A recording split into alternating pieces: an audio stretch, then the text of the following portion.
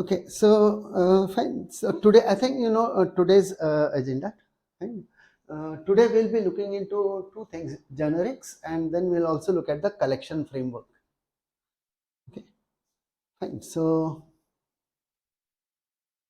yeah, but before we begin, I'll just ask a few questions, simple question, so that so that we can have some interaction. That's our idea. Okay. So let me put some small piece of code, and I'd like you to tell me what would be the result of this if I compile the code. Okay.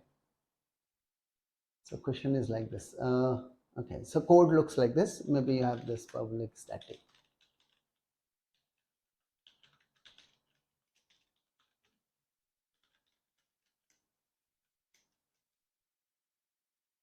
And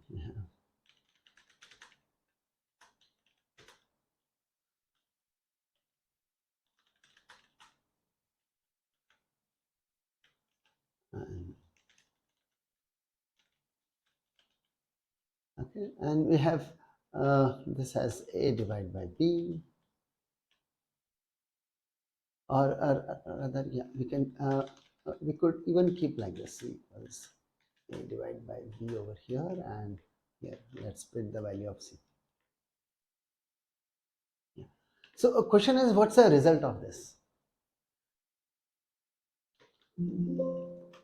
Okay. First choice can be okay. So you can say okay. First choice is does not compile. Okay, since we do not have a throws.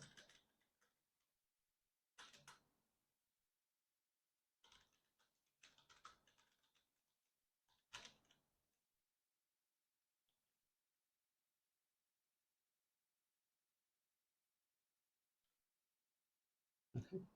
Yeah. And second choice is compiles successfully, but error at runtime at line. Let me put this. The first line is line number 1, 2, 3, 4. Okay, at line 4. Okay, C could be compiled successfully and no error at runtime.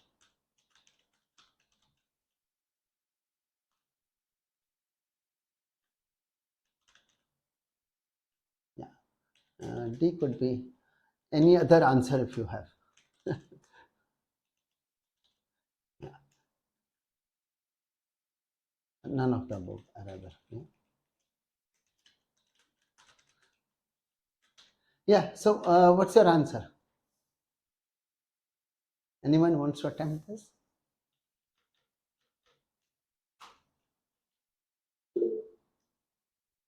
Okay, so posting it there. Error at runtime. Okay. Error at runtime. How many are saying error at runtime?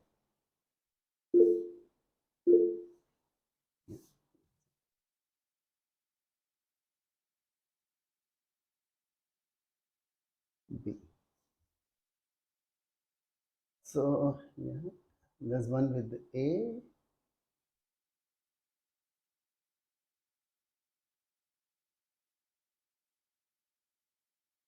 There's none with no one with C or any other answer.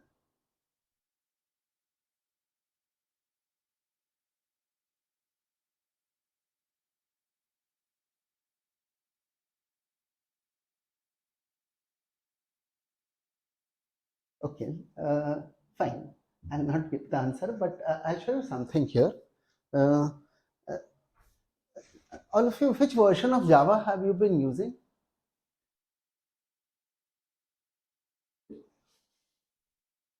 Yeah, which version? Sir, I'm using Java 15. Java 15, okay. Fine. So at least if all of you are using something above Java 9 or above, fine. Okay, then you should be using this also. Fine. Have you used this? Have you tried this tool called JShell? And so here you can just, you know, you want to try something and just simply go and try it out. Okay, fine. So I could just write that code.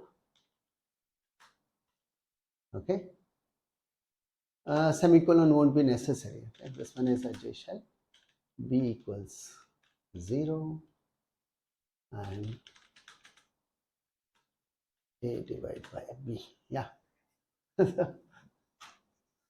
there's no error.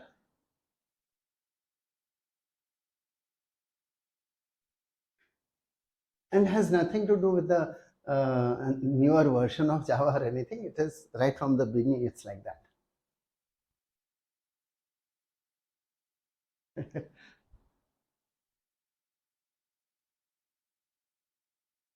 Yeah.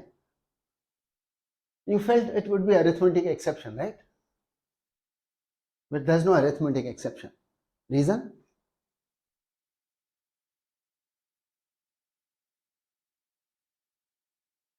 When you get arithmetic exception? And yeah.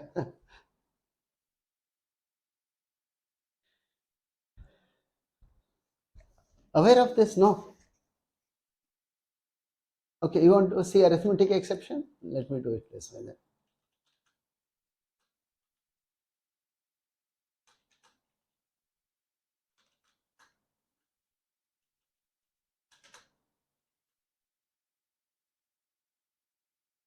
And here it's arithmetic exception. And you get the difference? Yes. Okay, so for float and double, we don't have arithmetic exception when you divide by 0. Right? So just keep that in mind and just, okay, fine. Okay, so this was just a small question which I wanted to start with anyway. Tomorrow I'll have something else. Okay, to begin with, okay. Fine.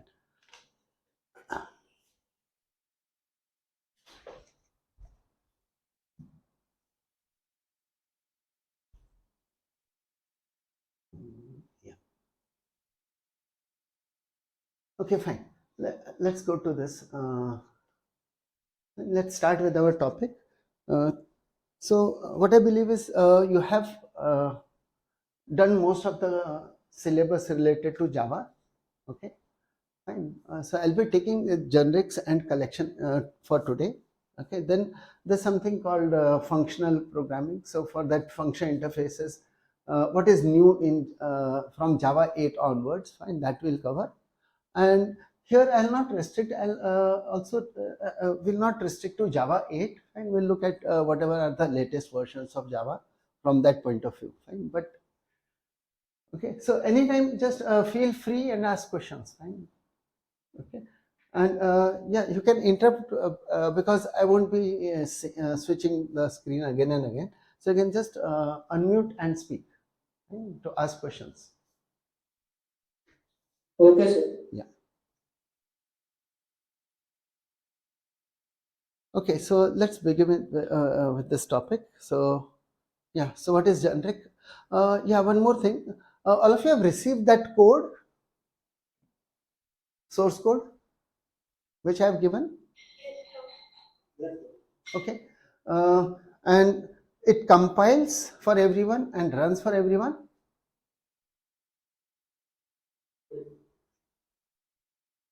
Any difficulty in running the code, compiling and running the code? You have to run there are two main methods. There's one in test.test account and the other one is test.test bank. And so both of them should be running. Or I'll just show how it is to be done. Okay.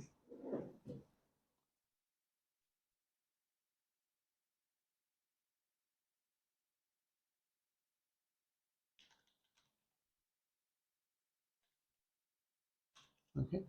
Fine. After extracting, it's here. This is where I have the SRC folder. Okay. What I have also done here is I've created another folder called bin. Okay. Okay. I'll do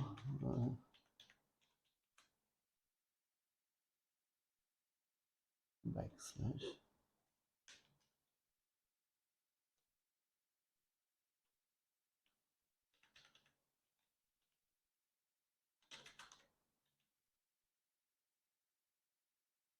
Okay, fine. So bin is empty, and let's go to src now. Fine. Minus d, and you give the destination folder as bin, and let's compile test backslash star.java. Okay, there are two files there, and so this should compile. Okay, so this is compiling, and there are two code to be executed. Java minus, yeah, you can use the minus cp option for the class path. So it's a bin folder where we have all the classes, and we can test it like this. Okay. Of course, now if you try the test bank, that would give error, which is array index out of bounds exception. If you just try like this, okay. What you are supposed to do is you are supposed to pass two parameters. One is a name of a bank. For example, I'll say okay, and some kind of a numeric code, okay. And so that's supposed to be a bank code, and yeah, okay. So it should then the code. So this is what I'm expecting, that this is how it should initially be working for everyone, okay. And then we'll have some exercises which you can try out as we learn. Yes, we'll apply we'll make changes in the code, and we should be able to uh, see the changes here. Fine. Okay, fine. So any difficulty in understanding the code?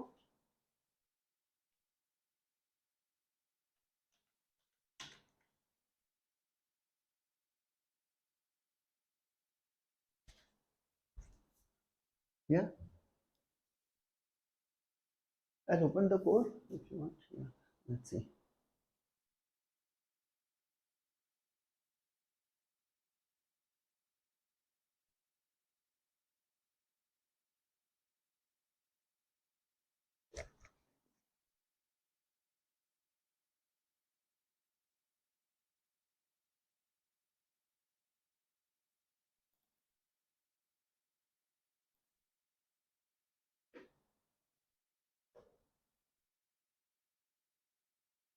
And this is, yeah, of course, so just quickly go over it. We have this abstract class called account. Okay, I have mentioned to do as some exercises, but that will be as we go along. Okay, fine. Okay, so we have this abstract class called account, and we have made it implement comparable. And I think you will be knowing about what is comparable, comparator, those two interfaces. Okay, anyway, so every account has account number, name, and balance. Fine. And we have a inner class called transaction. Here is a inner class transaction. Okay, so like each time you do a deposit or a withdrawal on an account, fine, a transaction should be getting created. Okay, and so here what we have done is like this.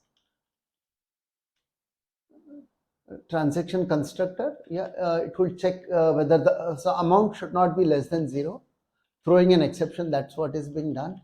Okay, initializing the fields which are there. Fine, narration, transaction type. We have used enum for the transaction type, so there is a transaction type as a enum within this class account itself. Okay, and here, like what we are ensuring by this is we are saying, okay, the balance in account will only be updated if you are creating a transaction. So there's no other place that the balance field is being changed. The balance field is not updated anywhere else. It's updated only from this place. There's no assignment to balance in any other place. Okay, that's what we are ensuring. So you call constructor, you create a transaction, then only the balance is updated. And second thing which we are doing here is, okay, we are okay, so we are maintaining next transaction is index, next index in passbook, that is a static variable, and what we maintain here is the yeah, not static, yeah, it's a variable in the account class. Fine, we have this variable in the account class, next index in passbook. Okay, so that is passbook is maintained as an array currently. Okay, anyway, we'll have changes which will come here. Yeah. Okay, so we initially keep the array as 100. Yeah, this one, array size is 100, and so each time a transaction is created, a entry is made in the array. Okay, right, it's updating the array, the next position in the array. Okay, and then we have the methods like get methods for the fields of the transaction. That's a transaction class. In transaction class, I think if you note the before this, I think, yeah, after the transaction class we have the enum. So transaction type is the enum. What we have done is we have used credit and debit as the two type of transactions. Okay, 1 and -1 is for the sign of the transaction. So sign 1 means, yes, if it's a credit, we are supposed to add. If it's a debit, we are supposed to deduct the amount. Okay, so from that point of view, we have the sign here. And sign is just saying +1 or -1. Okay, once we have this sign in the transaction, we had the method called get net amount. Right? So this shows the net result of the transaction on the balance. Okay, and sign multiplied by the amount.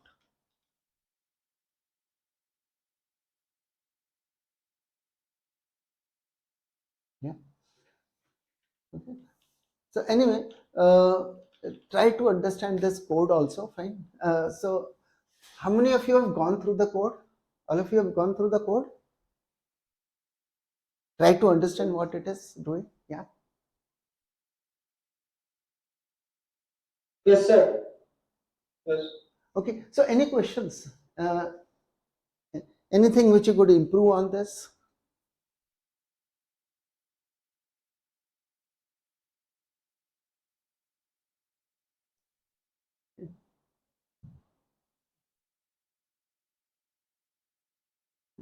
Line 40 can have a problem.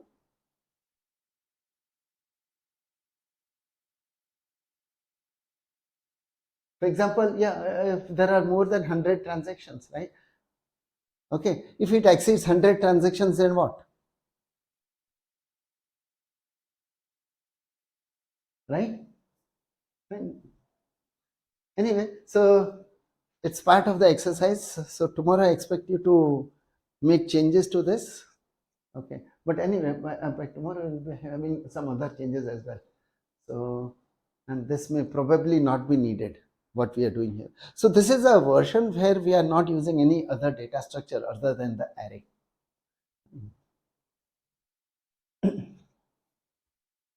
Yeah.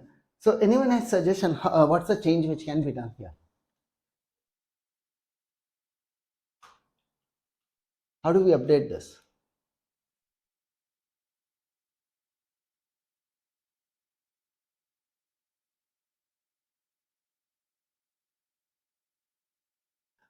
You understand what is the problem here? No. No, sir. Okay. See, we have kept the, in account class, we have kept a transaction array, right? This is passbook is the field for transaction array. The array size is limited to 100, right? Okay. So the question here is, if there are more than 100 transactions, then what should be done?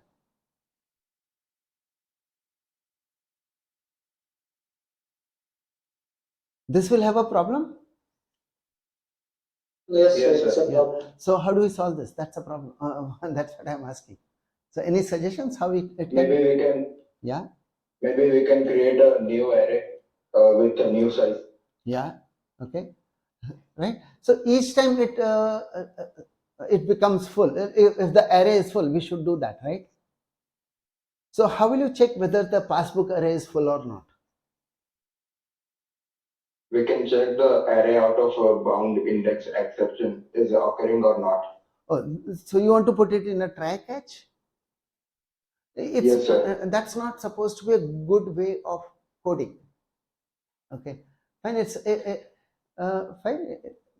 You're not supposed to be actually. You have to try to prevent exceptions rather than okay, let the exception occur and then catch and do something about it. Fine. So normally, yeah, that thing can work by putting try catch, but don't use try catch like this. It's not supposed to be used for this purpose, this kind of purpose. Okay, sir. Okay. So what else? What is the check to know that yes, the passbook is full? Yeah. Maybe we can check the next index in passbook it is an integer. So we can check if it is exceeding 100 or not. Next index in passbook. Okay. If it is exceeding 100, you want to say greater than or equal to 100. Yes, sir. Do you want to say 100?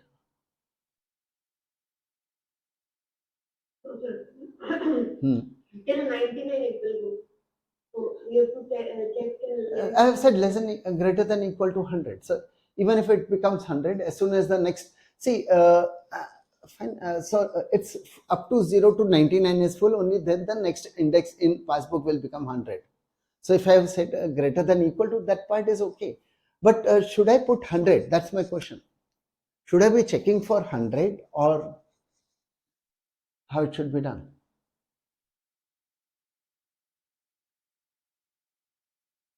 With arrays, how do you want to check whether the array is full? Would you say 100? Sir, length -1. You should be checking for length, right? Don't use 100 hard-coded value. Okay, fine. Let's see. So yes, so that's correct. Count dot this dot length. Yeah, fine. So if this is the case, what you should be doing? Yeah. So you want to allocate a bigger array. So how do we do that?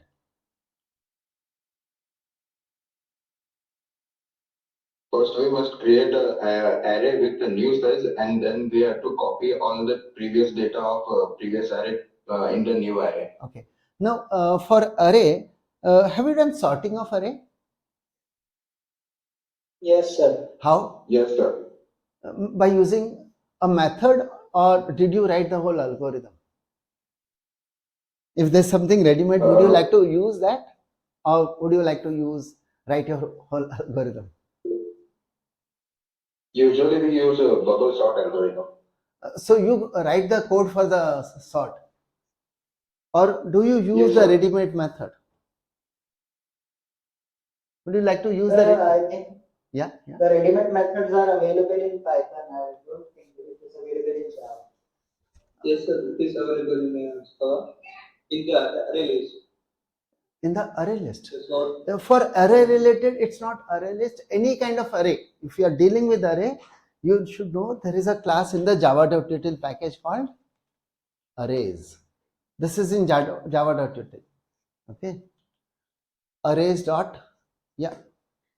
So if you look at the you know where are the documentation, Java documentation for the Java library? Yes, sir. It's in lib folder. It's in the lib folder. No. The documentation. I'm asking for the documentation. I'll show you something. I think have you seen this documentation earlier? 1 second. Let me open it. Oracle docs. Yeah. Okay. So Java doc is there. We have it available as a zip file, so you could locally keep it locally. Okay. This is for JDK 18 modules java.base, and here look at the packages. In packages, see, there are so many packages. So this documentation, fine, go through this documentation whenever you find time. Yeah. So this is the java.util package. You can go to classes and interfaces here. We're looking for classes, and here's the class called arrays. So all array related utility. The class contains various, and these classes, fine, these are all going to be in plural, where they will have only static methods. So arrays, right? So that's a plural. So like this, you'll have, when we look at the collection framework, for collection framework related utilities, fine, you'll find static methods in the class called collections. Okay, fine, we'll see that. Okay. So here arrays class, yeah, what are the methods? Oh, these are the methods. Okay. So yeah, you're aware of the dot dot dot. It's more like an array. Okay. So if you have array of elements, yeah, you can convert into a list. So array can be converted to a list. Binary search, provided it is sorted. Right. So like this. So you can go through this documentation. Comparison. Yeah, the one which we are looking for is here. Right? The method is copy of. So which type of array? We are looking for a array of, oh yeah, I think, oh, this involves generics, so we haven't yet seen generics. There's a method called copy of, and we can use this one. Okay, so you could use arrays dot copy of, okay, and give the array whose copy you want to have, which needs to be copied, and give the size. Okay. Account.this.passbook, and that's the array. And what's the new size you want?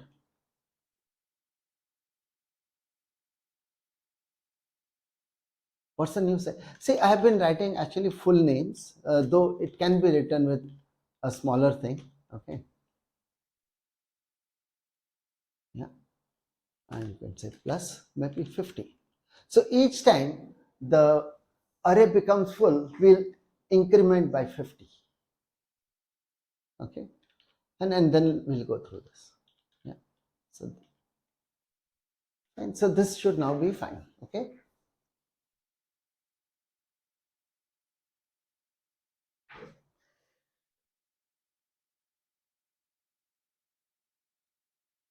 Okay.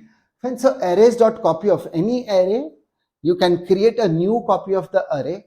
Okay. So another copy will be allocated. The size is what you pass as the second parameter. The original array and the size.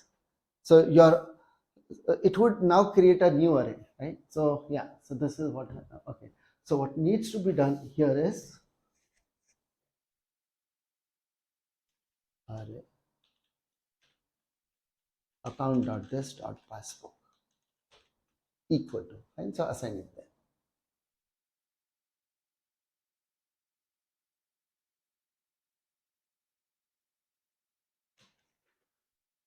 Fine, clear what is done here. Fine. The passbook is replaced by a copy, okay, which is having a bigger size. Okay, fine, let's proceed. Yeah. Okay, fine. Okay, so find time to go through the code which is existing, and anyway, I'll keep coming back to this. But if someone has already gone through and has questions, yeah. Sir, why didn't we take the dynamic array instead of incrementing array size by 15? Okay. Time the password fills? Yeah, which is the dynamic array you are talking about?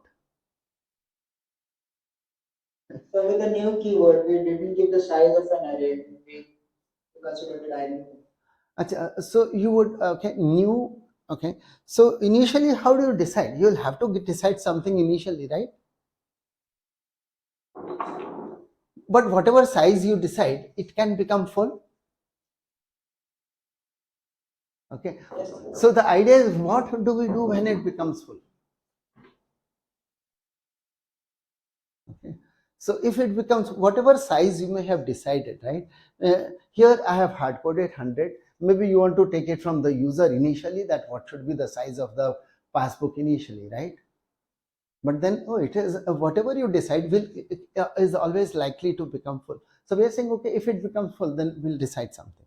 Okay, fine. I'll do one more thing so that the code is better. Okay, and we can improve the quality of the code here. It's not a change which will be like this, but it's okay. For example, what you might like to do here is you might say, okay, it's not 50 here. And I don't like to see a value of 50 here, but rather, okay,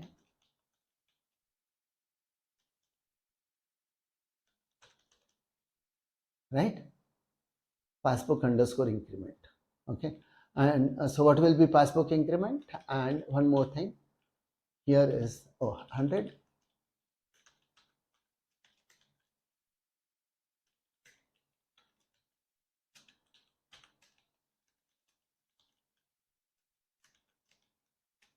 Okay, so this is a better quality, where we are actually putting a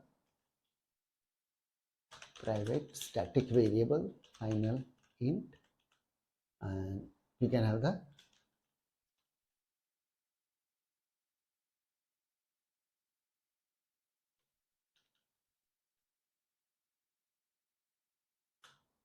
equal to, and you can decide your value here. Okay,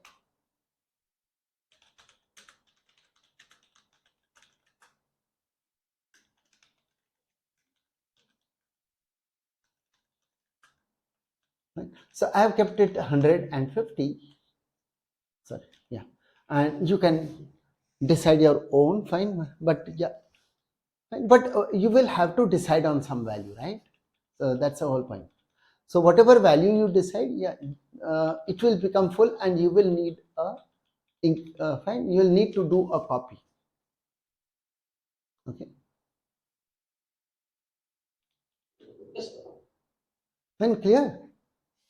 Okay, but anyway, yeah, once we look at the collection framework, probably we'll decide on changing all of this. Okay, this all will be a single line code then. We don't have to worry much. Anyway, so this was, if you are using arrays, this is how you would have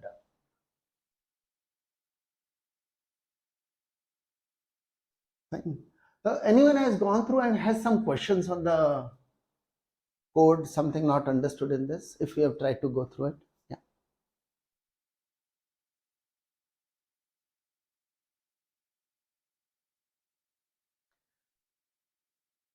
Okay, fine. So then let's proceed. Sir, Yeah, sir, yeah. the length of the array which we had derived by account.this.length, Yeah. wouldn't it should be account.this.passbook.length? Passbook.length. Oh, sorry. Maybe. Yeah, here it's passbook. Yeah, forgot that. Yeah, because if I would have compiled, yeah, I would have seen the error. That's good, correct. And it's account.this. So I copied it from here. I think, yeah, we made a mistake right here itself.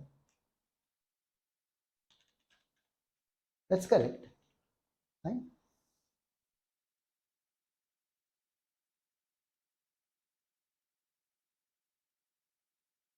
Okay, now we can compile and check the things.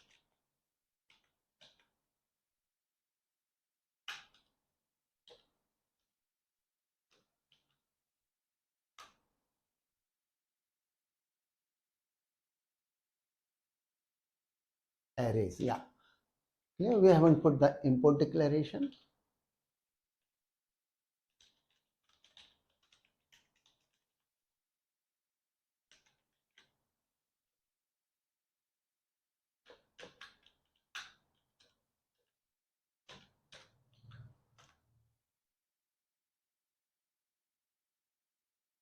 And then this was, yeah. Okay, anyway. And so that's working. Yeah. Okay, so there are a lot of to-dos, but before that also a few more things. Okay, I think we can go from the slides.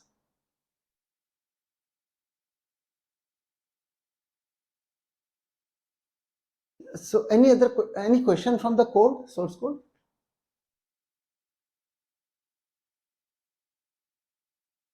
Okay, fine, let's proceed. Okay, so first I start with an exercise that's equals and hash code methods for the account class. Override them. Okay, and the requirement here is that equals method, we consider two account to be equal if their account numbers match. We don't look for name and other things. Okay, only if the account numbers are equal, we'll consider them as equal. So how will you override the equals method? Okay, I'll discuss another feature as we do this. Okay, so override equals and hash code. Fine, let's go ahead and override equals.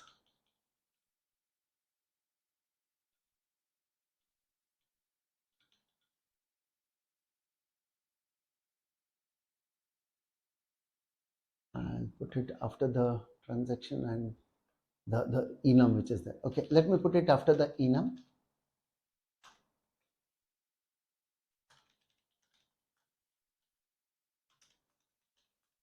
Right. So we may be given any object O, fine. We'll consider it as equal. Yeah, so you know about equals method. If it is if the object O is null, that should be our first check. Okay, if O is equal to null, then return false.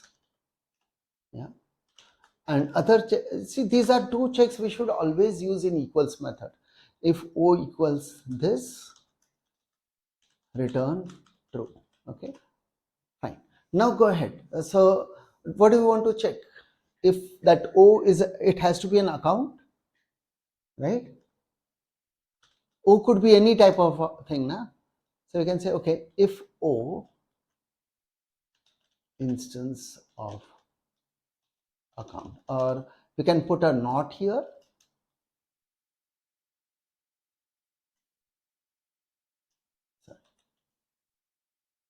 If not O instance of account, okay, let's return a false here, right?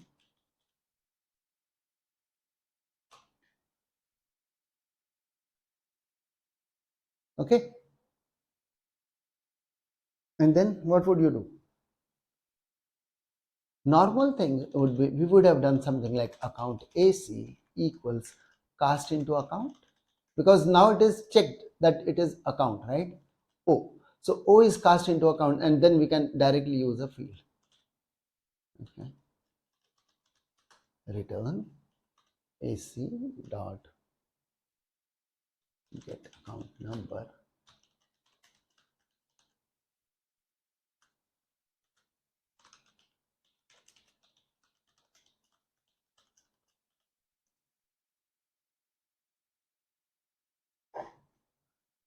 Fine, so that should take care. Equals method. Okay, this looks okay for equals. Yeah, you can add one more thing here. You can just say at the rate override. I think you know about this annotation called override, right? For all overriding methods, it's a good idea to put the at the rate override. Okay.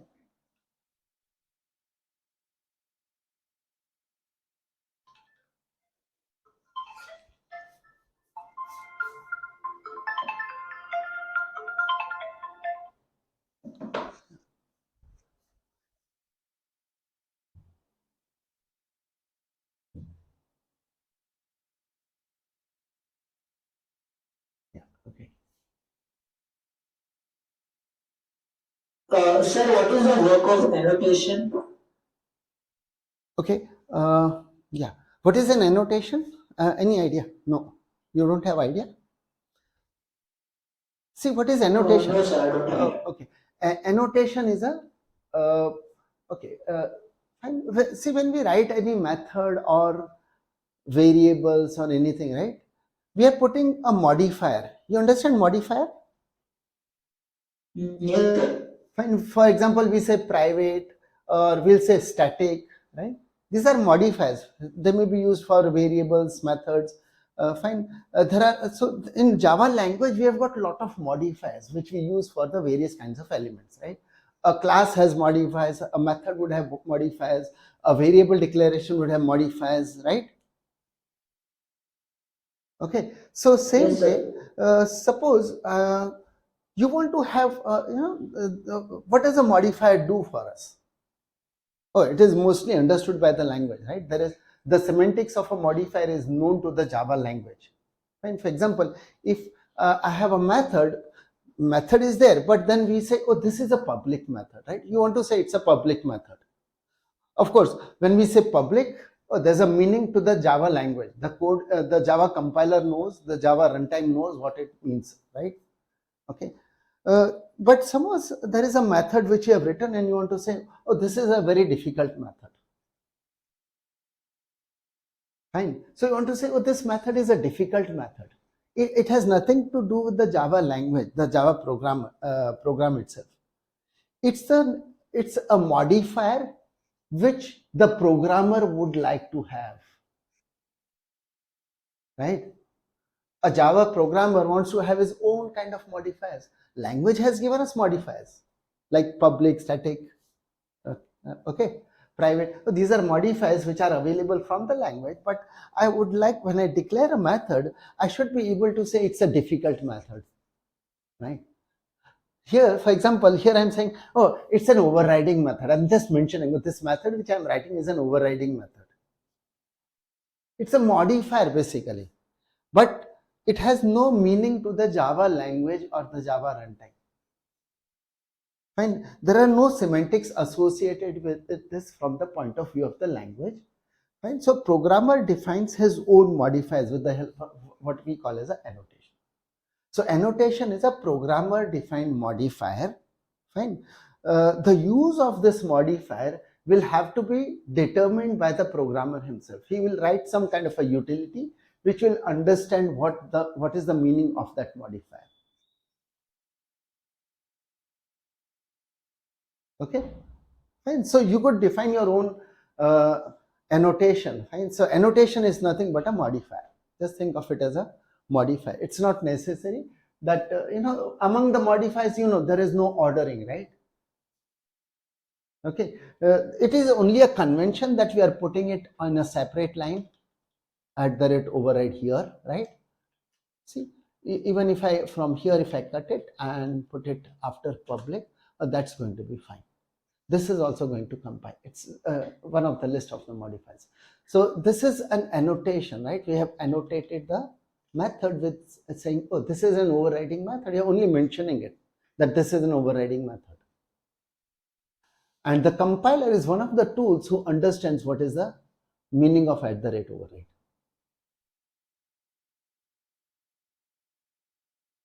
And got the idea? No. Annotation. Okay. So annotation is simply a modifier which programmer has defined. Yeah. Fine. Clear? Yes, sir. Yeah. Okay, so any questions on this equals method, the way we have overridden?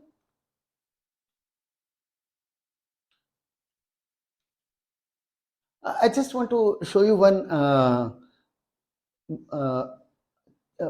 one enhancement feature which has come, I think, from Java 14, around Java 14 or 15. Okay, we have something called pattern matching for instance of.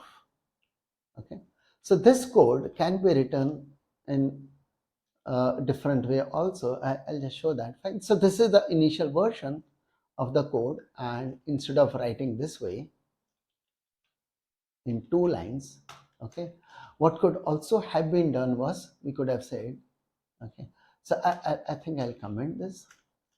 Okay,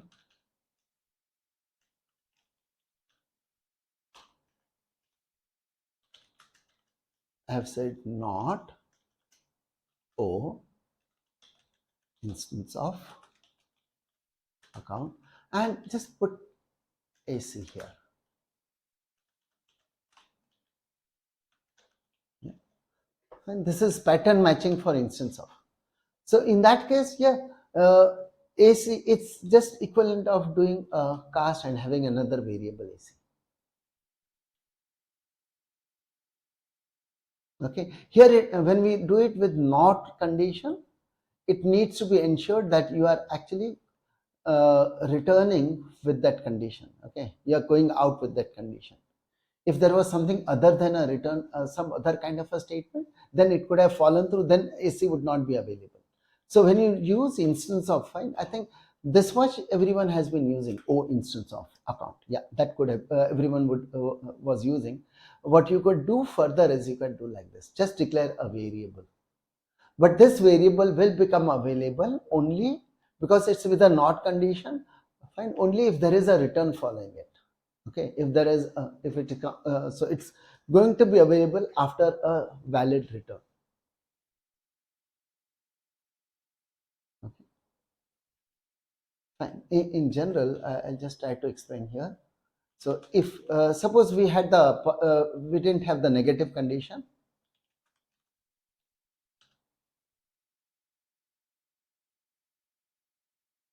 instance of account, and yeah, AC, some variable name, you decide your variable name here. Okay, fine, then AC would be available here. It's like you have done the casting and the variable is available. Okay, it won't be available after the if. Right? If you are putting a not condition,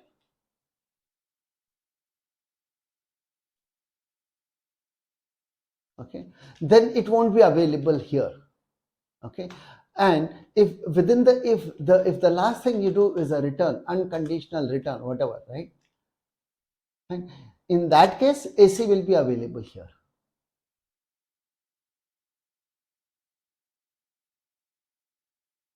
When getting the point, you don't need the casting. So this is a feature which has been introduced from Java 14 or 15, somewhere around that.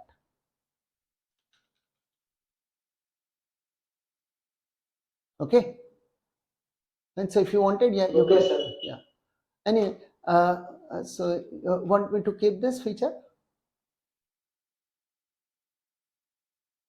or we'll have that code in the old style? Okay, okay, I'll keep the comment for the old style code, and the new style would be saying, okay, you can just return false here, and we can then be using the AC. Yeah, okay, actually I've done this already. Yeah, okay, and whenever you override equals, also override hash code.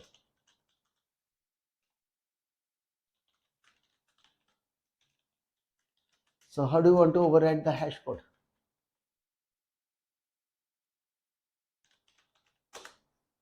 Hash code should be, see, the equality is based on account number, then hash code should also be based on account number. So how will you compute the hash code? So someone could say, okay, let me do modulus with a prime number or something like that. Or you don't want to do all such things. It's a simple thing. What you can always do is you can say, okay, let's have a long dot hash code. I think we have a method called hash code where a long value can be given and it will return an int value. Hash or hash code. Okay, and you can check that. Yes.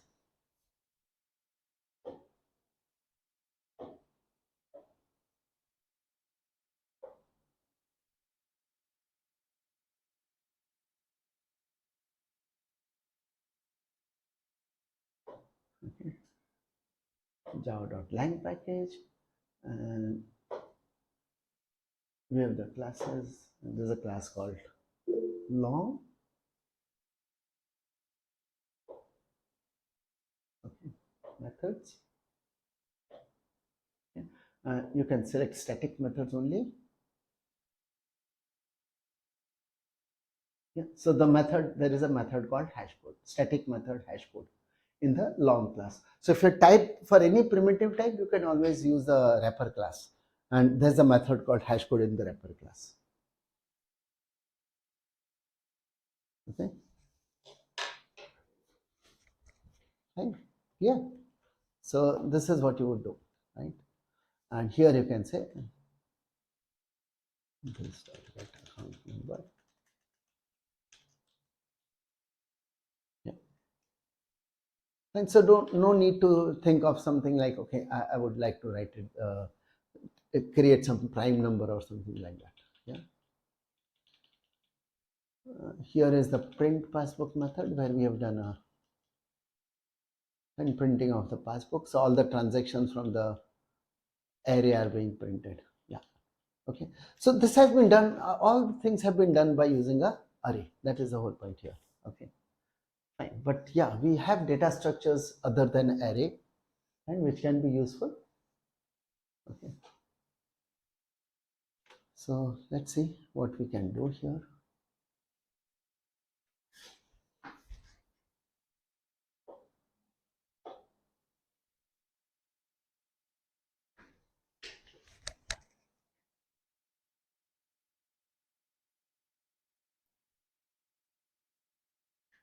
Okay, so let's start with the topic, generics. Okay, so what is generics? So generics is about having a type parameters. Okay, in Java, the following things can be generic. So there are things which can have a type parameter. Type parameter is available for, so we can have a generic class. So when you define a class, you can say, okay, oh, this class wants to use some type parameters. Okay, or you want to define interface, you can say, okay, my interface will have type parameters. We'll see the syntax and everything. Or when you define a record is available from Java 16 onwards. So in Java, you were defining classes, interfaces, but from Java 16, you can also define a record. So when you define a record, even a record can have a type parameter. You can't do it for enum or for the annotation. Enums and annotations, they don't take type parameters, right? So they cannot be generic. So anything which is using a type parameter, we call it as generic, and we can have methods which are generic. Okay, so you can have methods and you can declare type parameter for a method also.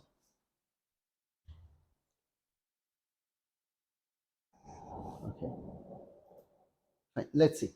So let's proceed and developing our own generic class. Okay, class with one or more type parameters. Let's take the example.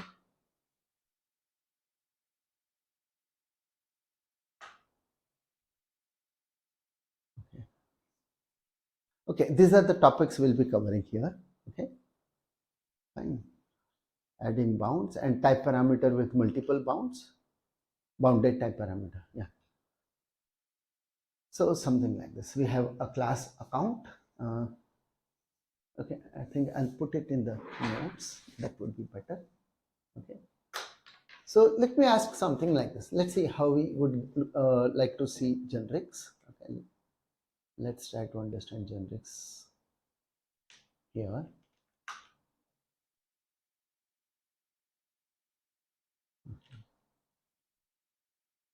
Let's look at the generic.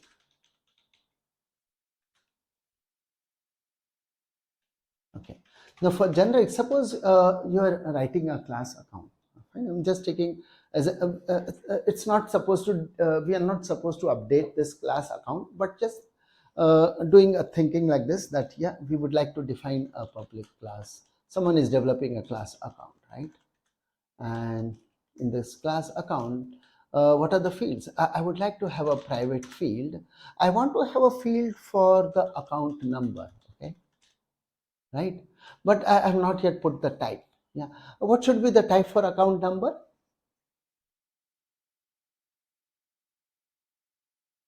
Yeah, anyone? What should be the type for account number? Double. Okay, someone wants to keep it double, and Yeah, someone else is also having another answer. Yeah, someone says long.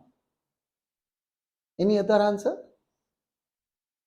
Someone says no, it should be a string, right?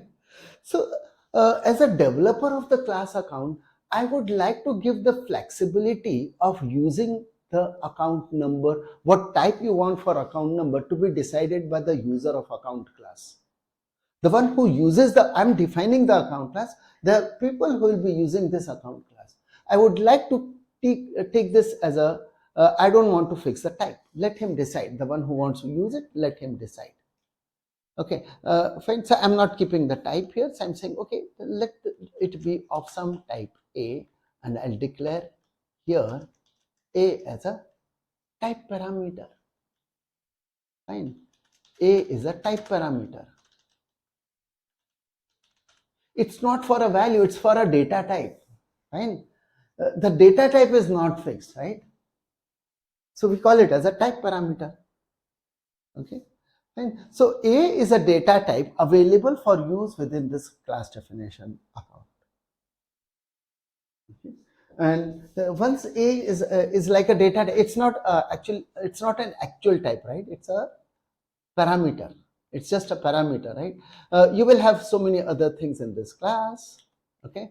But then someone says, okay, let's have a constructor, right? So I would like to have a constructor for account, and while creating object of account, I should have account number as one of the parameters. What should be its type? Oh, it is going to be A, right? And other things will be there, other parameters. And what's the first statement? This dot account number equals ACNO. Yeah, the types are same. We can go ahead with this kind of an assignment.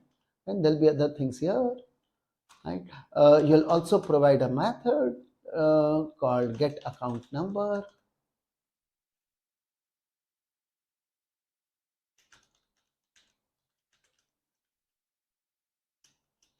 Where what should be the return type for the get account number?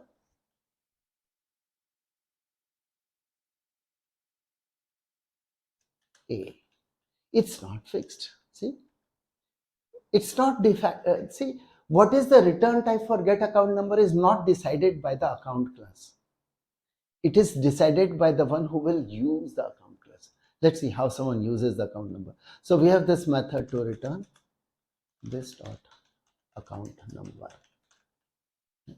So we have been using A as if it's some data type. There are restrictions on how it will be used, but yeah. So this is something like, okay, just a quick outline on what kind of class definition could be a generic class. Okay, so this is one example of a generic class and someone who wants to use this class. Okay, so when you want to use the class, one of the things you'll do is first have a variable, right? So I want to declare a variable for account. Okay, so I want to have AC1. Yeah.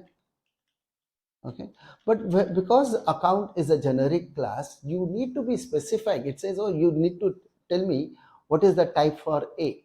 So I'll say, okay, I want this to be using string here, right?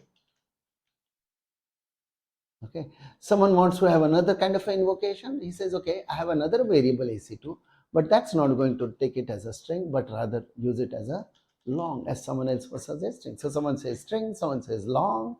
So for AC1, it's okay. So now tell me, what is AC1 dot get account number? What's the type? What's the type for AC1 dot get account number? It's a string, right? And see, both objects are of the same class. The class is account. What is AC2 dot get account number? The type is long. Long. Fine, clear? Clear? Got the idea? What is generic? A type parameter. The fine idea of a type parameter. Fine. Okay, so this is how we can have a type parameter. The idea of a type parameter is here. Okay, but now someone says, okay, now some question here, right? Within my class account, okay, within the class account, I have said account number is of type A, right?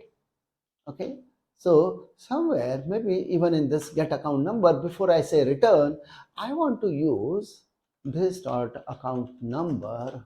I would like to do something on that. So what methods can I use here? What kind of methods can I use on this variable called account number? Do I know the type? If I know the type, if I know it's a string, then I can use the methods of string. If I know it's a long, I can use the methods of long. But now tell me, what methods can I use here? Can I use method of string here? Yeah, which one? A. But A is not known to me. When I'm defining class account, do I know what is A?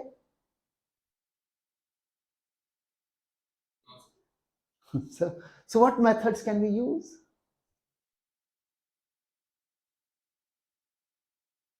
Which methods can be used? It's All not the methods which are declared in object class. object class. That's fine. Perfect. Good. Right? So we can only be using methods of the object class and no more. Okay. Fine. Okay. Well, another thing here. As far as A is concerned, fine. A is available only in a non-static reference. How if we understand it's a data type, right? Okay. Fine. Methods of object class.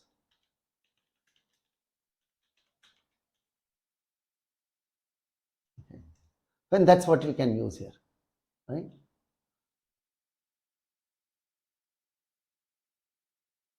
Fine. Okay. Now let me also talk about some restrictions with regards to A. Okay. Within the class A, fine.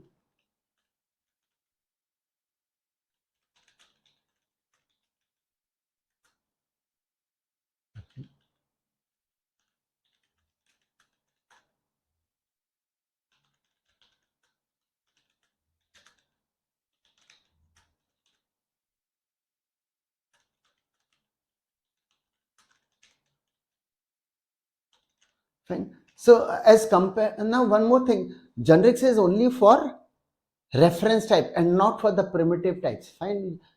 Someone cannot be saying, oh, I wanted say you can see I have used the wrapper class and not the primitive.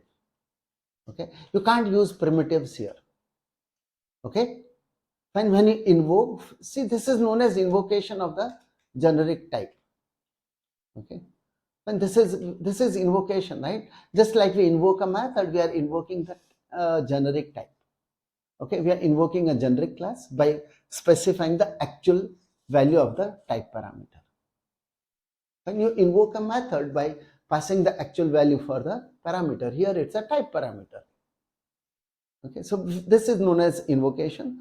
So in your when you invoke, yeah, you can be using any type here.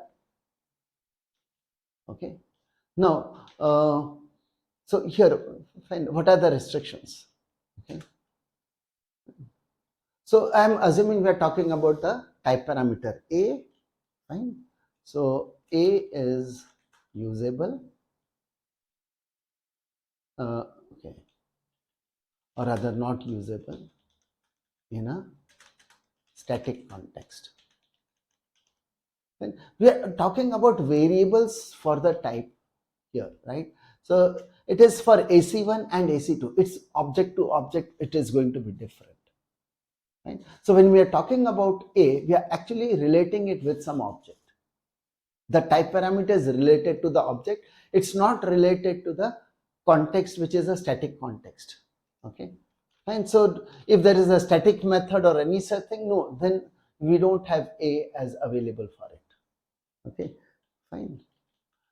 Cannot use new A. Fine.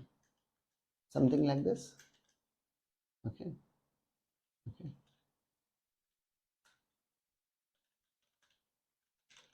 No object creation and no array creation. Okay.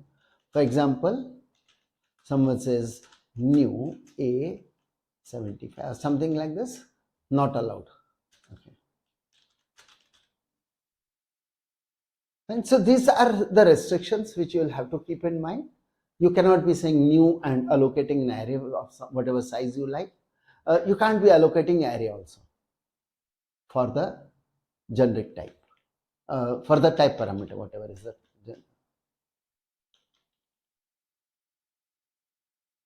Okay, fine. Now, next thing. Right, so this is fine. You get the idea. What is a type parameter? Okay. Fine. Now I'll take this example again. Okay. So let me start writing about the. Instead of A, let me use a different one. Okay. I used it for the account number, right? So I have a public class called account. Okay. I have one type parameter A. Let it be. I want to keep one more type parameter B to be used for the balance. Okay.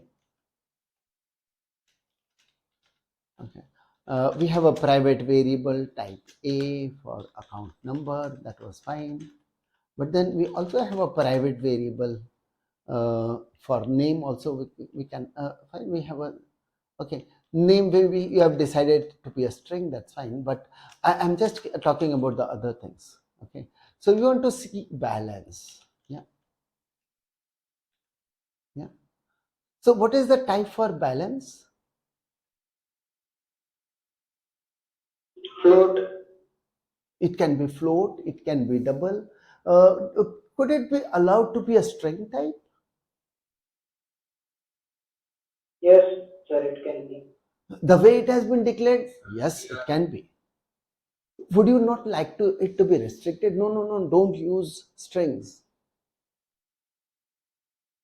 Fine, fine. You would like to stop? No, no. It can be anything, but can't be a string. It can't be a string. It can't be someone saying it can be an input stream. Or someone could give any class name, right? No, I don't want you to use any kind of thing here. I would like to put bounds on the type parameter. I'll say no, no. It must be a. We can say extends number. This is a bounded type parameter.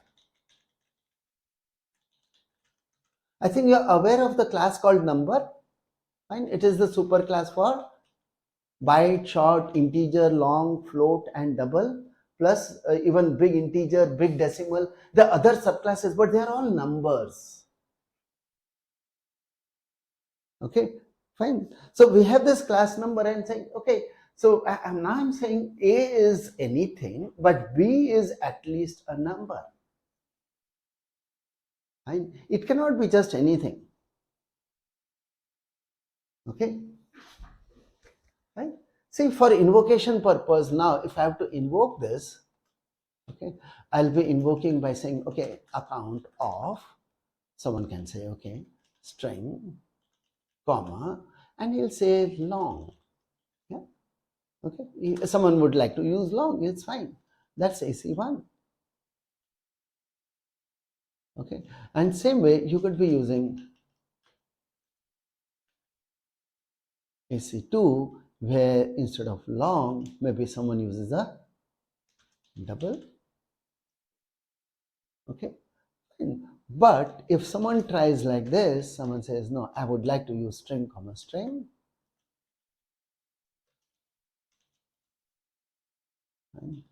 Not valid. Okay. It's a bounded type parameter, right? Someone could then also be using a big integer or a big decimal. That's also fine.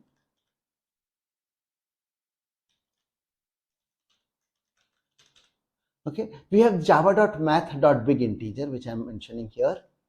Okay. There's another one where it is AC5, and here I'm trying to use we have atomic int. Okay, this is also a subclass of number. So there's so many subclasses of number. Fine, string is not a subclass of number, and therefore it's not allowed. Okay, that one is not valid, others are valid. Okay, now another way, fine, let's put, let me ask another time here. Within this class definition, on balance, this dot balance rather, okay, dot, what methods are available? Which methods would be available to me?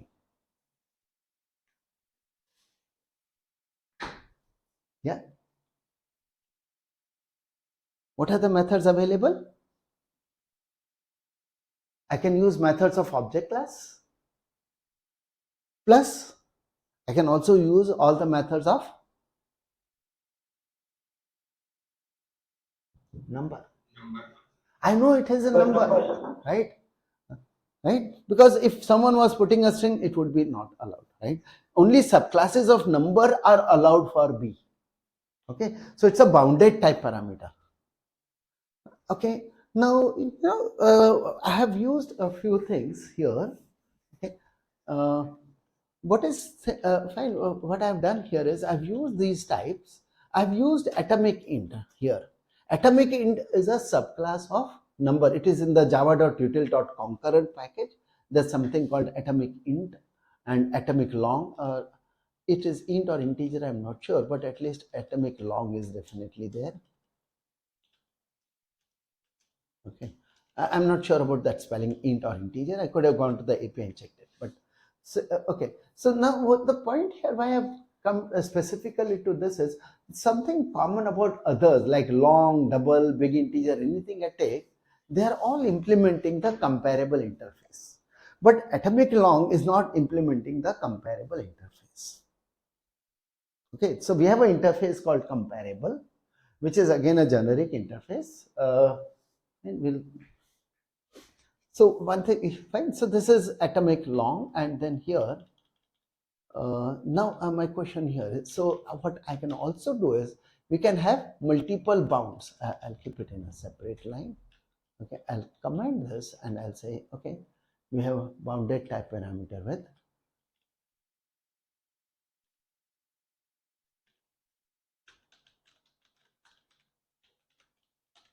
I'm putting the multiple bound, it's not yet having this. So I can also mention that it extends this and it is comparable. Okay, anyway, comparable of BMS, because comparable is generic, I have to be invoking it. Okay, comparable has a type parameter. I'm saying, okay, it's comparable of B. We'll see the reason why it is to be comparable of B. So the question here is now this one, okay, after the multiple bounds, okay, not valid after second bound. So you can have a bounded type parameter. Okay, fine. Class, it can have type parameters, then it becomes a generic class. Fine. A class which has type parameters is generic class.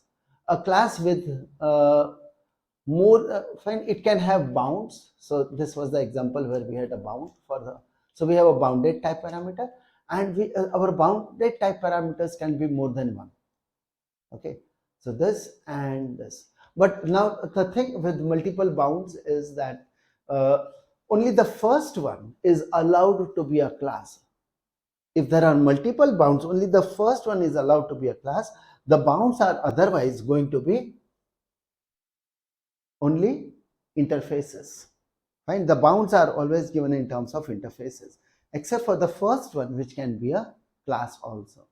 So we can't have multiple super types, right? Super classes, but we can have interfaces, multiple super interfaces.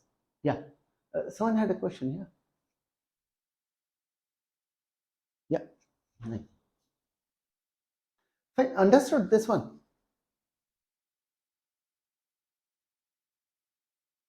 Fine. So with this, we should now be able to use which methods now? Methods of object, methods of number, methods of comparable. Anything which is not comparable and which is not a number is not allowed. Okay, fine. But these bounds are always interfaces. The first one can be a class.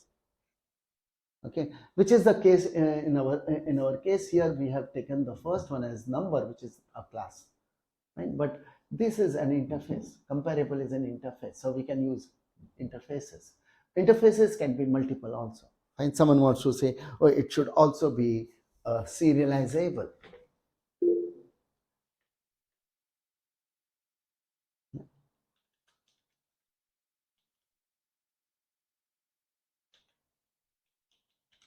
Yeah, someone wants to put it here, you can have, oh sorry, not comma, it is ampersand.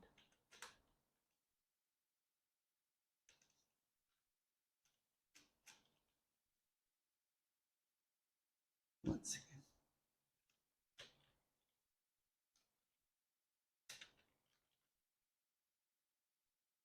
Yeah. Sir, Yeah. sir, can you please repeat that, why we have put the B type parameter with a comparable? Okay. Fine. So for that, we'll have to look at what is comparable. Okay. Fine. I'll just come to that comparable thing. Okay. So just like this is a class which we have defined, I'll just put it here. Okay. We do have, now this is from the java.lang package. Okay. So we have this public interface. This is a generic interface called comparable, but this is a generic interface. Okay. Comparable of some type T. Okay. And it says, yeah, if it is if anything is implementing comparable, fine, it would have a method called compare to, okay, which takes as parameter T. Okay. Right? So this is the abstract method in the comparable interface. So because I am using comparable here, right? So if I see, whenever I use this is where the definition of comparable goes. Okay, this is how it goes. Comparable definition. And here we are using comparable. Comparable is a generic class. We are using that generic class. We'll have to specify some type. So which type should I be mentioning? I would like to compare objects of B with the type B only. See, this comparable is about comparing element, okay, of the with the element of that type. Okay, right? It's a compare to. If it's a so here mentioning this will be that account will be compared with, okay, or rather the type balance, right? Whatever the type balance is B, right? See, one thing, if you know, when we write a method and we use parameters from a method, it is on similar lines. I'll explain how. See, this is just like we use parameters in a method. See, when I write a method, right, public int some method, okay, we'll say int x, right? Okay, and right, and then I'm invoking some other method, right? If I'm invoking a method, okay, math dot square root and x. Are we always passing a hard-coded fixed value, or aren't we able to use something which we have received as a parameter? Right, we are using, it's not always a hard-coded value. So same thing done here also, right? I have received a parameter B, okay, here is a parameter B which is available to me, and I'm using it for invoking when I'm creating, when I'm talking about the comparable here. What is B? It's a type parameter which is available to me. So, oh, comparable is an interface, and if I use comparable, I must specify a type parameter for it. The value, I'm not saying it should be a string. Okay, I'm not putting it string here. That would mean I'm giving a fixed value. Here I'm saying, no, it's whatever is the type B for B. I want, it should be comparable of whatever is the type B. B is not known to me, that's fine. Right? Just like here, when I'm saying math.sqrt, x is not known to me, but I'm using it because it's available to me. Okay. And clear? Yes, sir. Okay.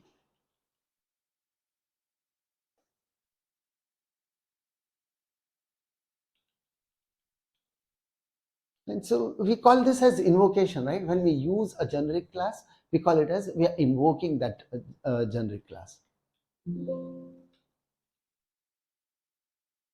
Okay. So bounded type parameter concept is clear, and we have multiple bounds for a type parameter by using ampersand. Okay.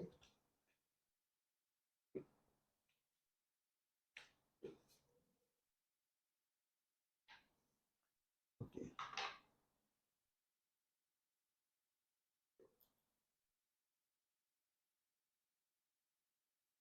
Fine.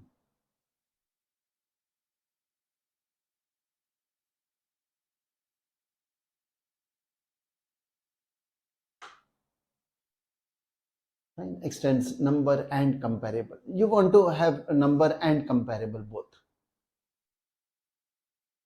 for A.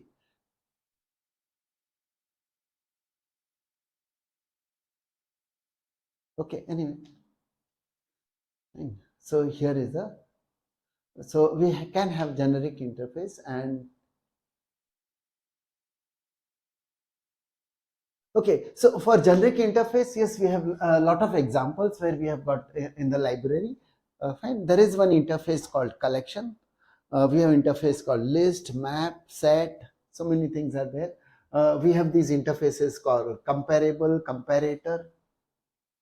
Okay, fine. So these are a lot of things in the Java library. Fine, which are, yeah. Actually, I used to use the term API, right? Okay, but these days, because if I use the term API, it can easily be confused with RESTful API. So I don't use that term here, but I've started using the term as library. Okay, so when I'm talking about Java library, I mean the Java API basically. Okay, and so we have a lot of examples of declaring variables of a generic type. An unbounded wildcard, bounded wildcard with upper bound and lower bound. Yeah. Okay. For to understand a few more concepts, right? See, when we are invoking type parameter, okay. So I think we'll have to look at a few things from the collection framework in order to understand the next few concepts about the generics. Okay. Okay. So let's proceed further. Okay.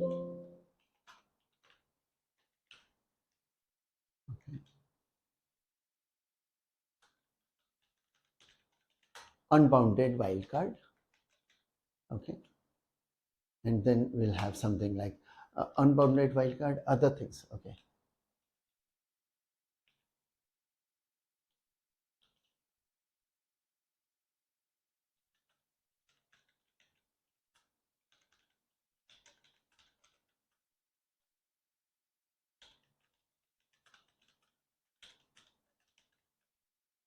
Okay, and that's what we look at. Okay. Now to understand this, I'll have to actually take some introduction related to the collection framework, because we have good examples in collection framework. Okay.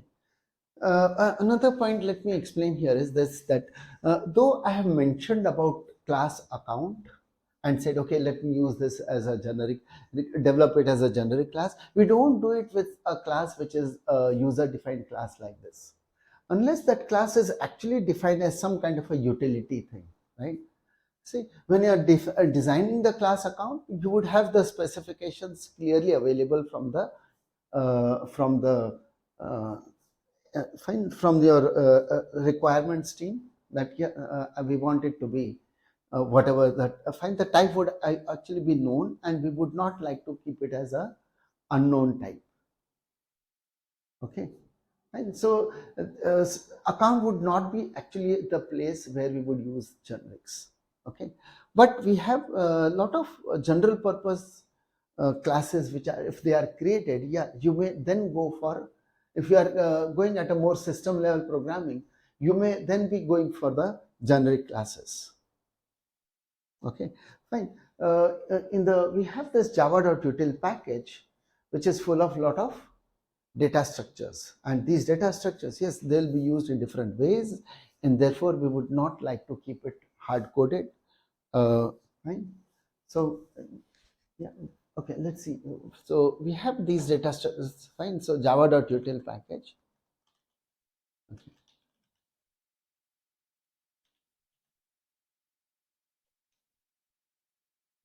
Okay. So in the java.util package, fine, we have the collection framework, which is defined in terms of lot of interfaces.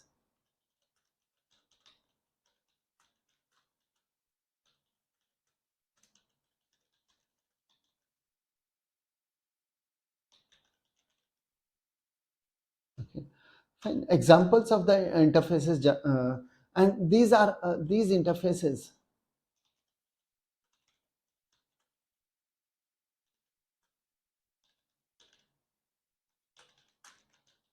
So all these classes mean the classes related to collection framework are generic.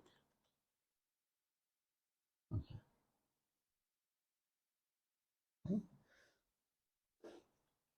Okay, so we have this generic classes and interfaces. Okay, examples. Fine. So one of the so let's list some of the interfaces from the collection framework. We have the interfaces called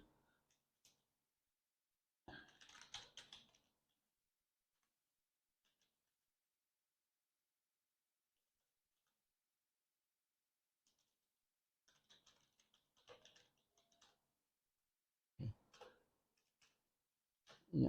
So one of them is the collection. I'll try to give the hierarchy here. We have collection of some element type key. So it's a collection of element, which is one of the very generic, generic, and not in the sense of generic, but the type parameter thing, but more general purpose. So this is a very general purpose usage. Fine. Fine, but this would have subtypes. Now for showing subtypes here, I'll just do the indentation to show the subtypes.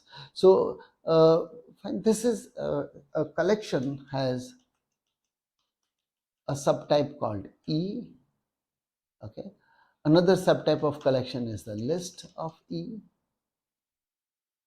Okay, I'm just showing the most commonly used things. Okay, and we have something called map of k comma b. There can be two type parameters as well. So we have something called map with two type parameters, k and v, key and value pair basically. And there is something called iterable of E. That's an interface in the java.util package, and this contains an interface. This has a sub interface called collection. Collection has sub interfaces like set and list. Okay, we have map. Okay, there are many others. Okay. Okay. Now I would like to just talk about first the collection, and then I'll come back to that topic on bounded wildcard, unbounded wildcard, and yeah, bounded wildcard. Okay. Fine. So let's look at some methods from. Okay. So what is the collection framework about? Fine. Let me just first give a talk on what is this collection framework for. You have idea already what is a collection framework, the purpose?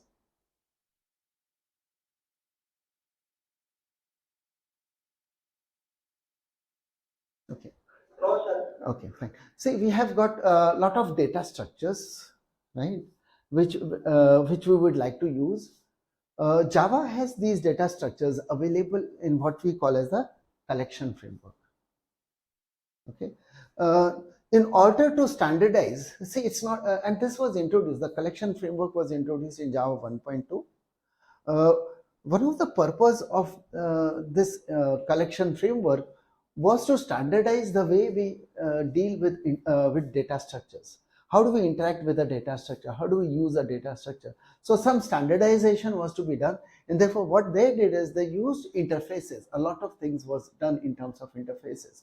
So with the help of interfaces, what we do is we'll say, okay, if there is a data structure which happens to be of this type, so the type is nothing but some interface, right? Then these are the methods it must provide. We are not saying how it should be done. Okay, fine. So initial part is all in terms of interfaces, and then we have several classes. More than one class will be there to implement the same interface. Okay, so one implementation of the data structure would say, okay, I can be more efficient if you are using in you have got less number of elements, but when the number of elements are too large, there will be some other implementation which is more efficient. Right? So you will have different classes, but interface is common. They have a common set of methods. So the interaction part is standardized. Okay, so we'll talk more about the interfaces rather than about any specific class. Right? Specific class we can just say when we want to use it.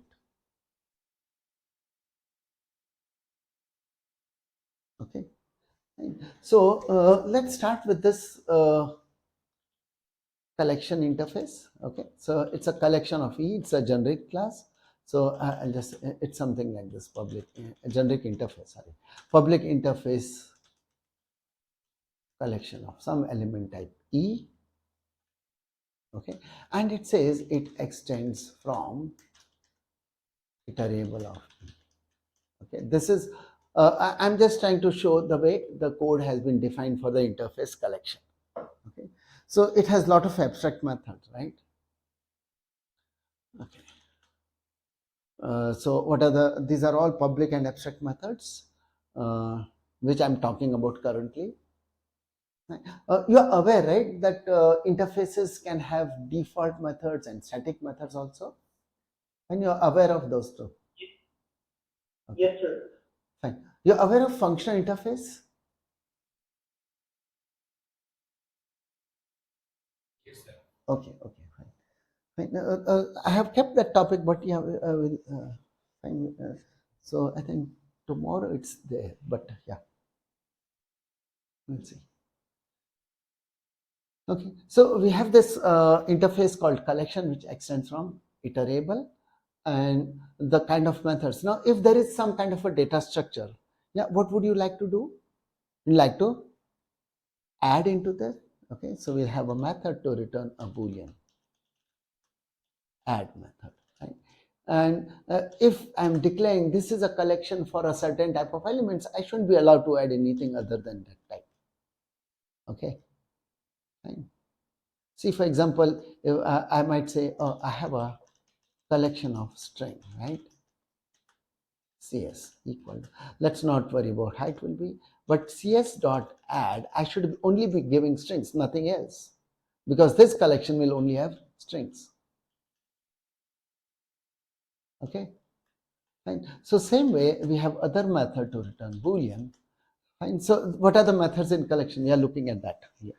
So I should be allowed to add element, then it's a general purpose data structure. There's no much knowledge about that data structure, except we know this is some data structure where I can keep a number of elements. So I should be able to add element into that collection. What else? Sir, can you please repeat what you told the collection framework? What is collection? Okay, so collection framework is about data structures. Okay, using data structures. The collection framework is using lot of interfaces. Okay, it's mainly designed in terms of interfaces. See what I have listed here, these are all from the collection framework, but they are all using interfaces. Okay, these are all interfaces. What I have given here are names of interfaces, but yeah, if someone wanted to know, okay, I would have some implementation class for list. For example, there's something called array list of E, there's something called vector of E, and other things can be there. Okay, if I'm talking about set, yes, I have got a hash set of E, and maybe there are other things as well. Okay, if there's a map, someone talking about a map, yeah, okay, I would have a so on the right hand side, what I'm writing, these are the classes, and there can be multiple classes, right? But all the classes would have the methods from the interface if they're saying, oh, they implement that interface. So what we are doing is we are saying, okay, if there is a set interface, a set kind of a data structure, or there's a list data structure, right? Then it must have these set of methods. That's what the interface is deciding. Okay, fine. So collection here is an interface, right, to represent a very general purpose data structure. Okay, which is some kind of a collection, as the name implies, a collection. It's a collection of some kind of elements E. Okay, fine. So if there is some collection, I should be able to add elements into that collection. What else should be allowed? It's a collection of elements. We are not talking about any ordered collection. It doesn't say ordered, right? So don't say which is first and second and third. No, there's no ordering here. Yeah. Okay. Here, the list which is mentioned as one of the interfaces, this is actually ordered collection. This is a ordered collection. List is a ordered collection. So when we talk about list, yes, we'll have something, some more things. Okay. So one is add. Yeah. What else do we expect? We should be able to check for contains. Okay. So given any object, whether this is available or not in the collection. So whether the collection contains a particular object or not, right? This is dependent on uses equals method. Okay. So it makes use of equal to find out if a particular object is available or not. Okay. And if it's available, you may also do what we call as a remove. Okay, so it should be possible to remove an element from a collection, right? I'm first giving you some very basic operations available on a collection. You can say add, you can say contains, you can say remove, right? You can check to return boolean. You can say is it empty? Okay, we are talking about is empty. Yeah. So collection, you have a method to know if it's empty or not. Yeah. What else? What other operations you expect? Okay, you have method to return the size. How many elements in the collection? Okay, and then method returns void. Name of the method is clear. I think when you understand from this what each of those methods is for, and the purpose of each of the methods should be clear, right?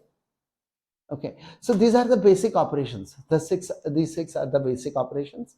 We have methods which are related to here we have these methods which are related to the array handling, right? So we have methods like this. Oh, if you have any data structure, right, it's a collection. Okay, we would have a method to return object array, to array. Okay, we have the method called to array. Now I'm putting example of a generic methods. Okay, so here I'm just giving through example what is a generic method. Okay, so we can have a generic method here, which because in this interface already I have got a type called E. I'll introduce one more type called T. Okay.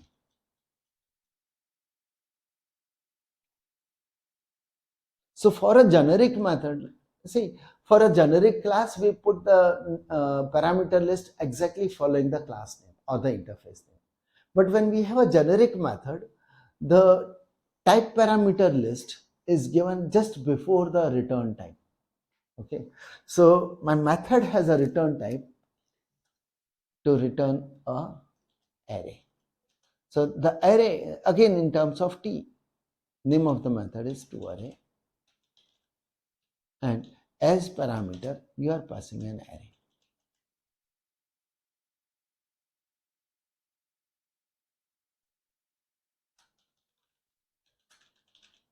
Okay, so here is a generic method. Right?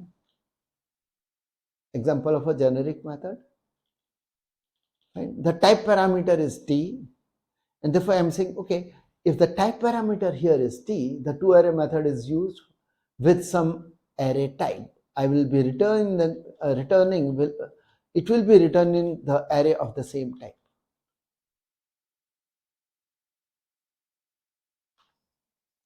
Okay.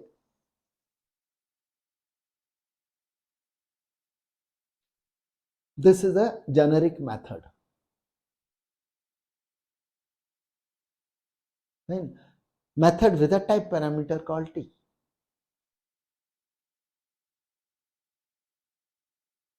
Sir, Yeah.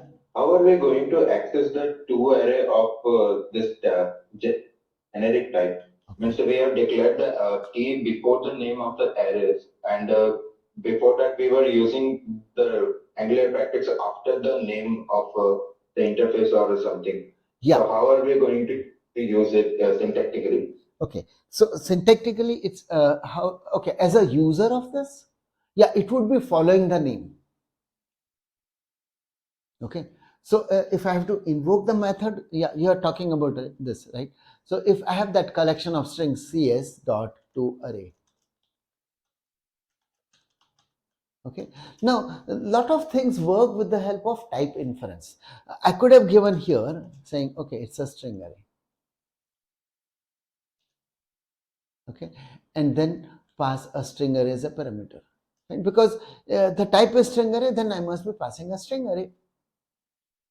Okay. And I'll be able to, it's returning string array, so I'll be able to take it as a string array.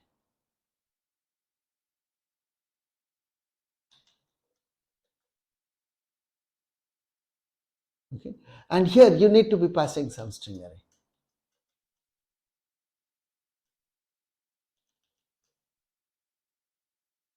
Yeah, you're passing a string array.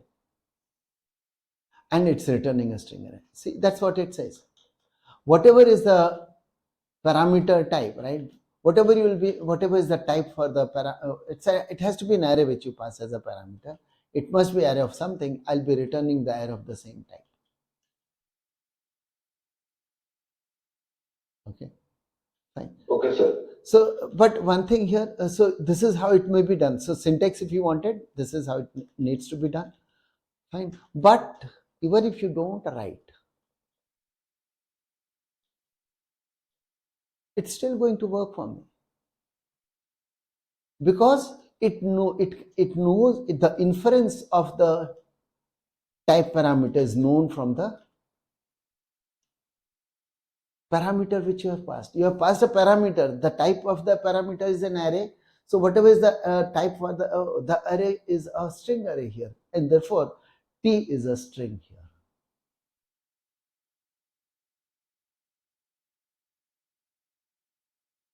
Right. So this is type inference. Okay. Fine. Not necessary. Okay, sir. Fine. And we rarely use this for method while invoking, because normally you will have some parameter from where the type inference is always possible.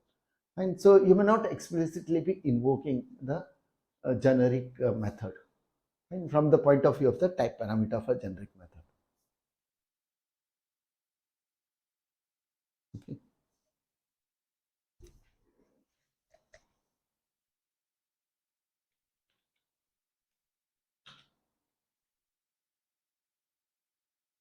Okay. Fine. Fine. So this is a generic method, and how it is used is this way. Yeah. So we have these two methods, and there's also a third one, which this is a method because it is implementing the iterable interface. Fine. Oh, sorry, it is extends. Yeah, extends the iterable. Okay. Fine. This is saying iterable. Now, what is iterable? Let me just show it here.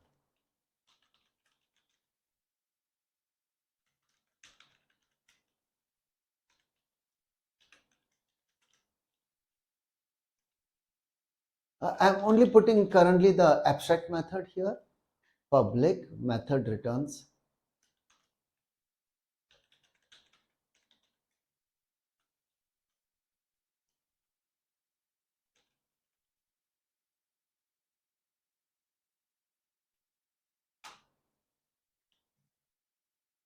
okay. Anyway, because this was done earlier in Java 1.2, but when Java 8 has come, from Java 8 there are a few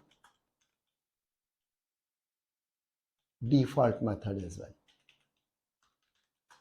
Okay, for example, it is returning a split array.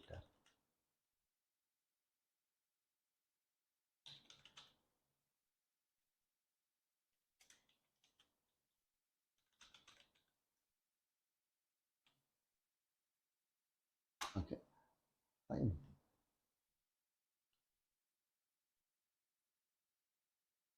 So a default method, fine. It won't be having a semicolon. There is some implementation, fine, but there is a default method to give us a. So just like we have a iterator, there is also a split iterator. Okay. So again, you will be interested. What is this iterator method? Yeah. Okay. Now just one question here. If I have a int array, okay, it's for any kind of an array.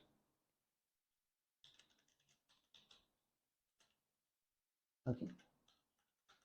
When there's something which is done here, we understand. I understand that we are able to. All of you have done this kind of a thing. For each int value in some array. Yeah. Have you written such a for each? We call it as a for each loop. Yes. Yes, sir. Okay. So where can we use for each? We can use it for arrays, right? Anything else for which we can use array for each?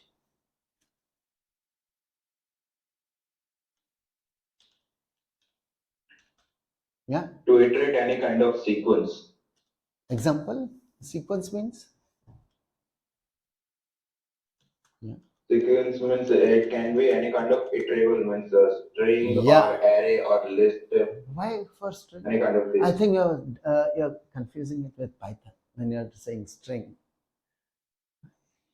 You have mixed it up with Python. String is not iterable.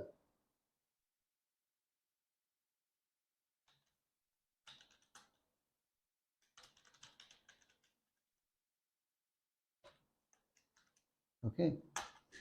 Fine. If anything is iterable, yes, then we have a we can use for each. Okay. So if I look at this hierarchy, right? Iterable, which is iterable? Collection is iterable. Set, list, anything under here, they are all I can use for each for all of them. Okay. So if I had this collection CS, I can say CS dot for each. So not CS, sorry, for each string. Okay. And so if there is a collection CS, I should be able to use here for each string S in CS.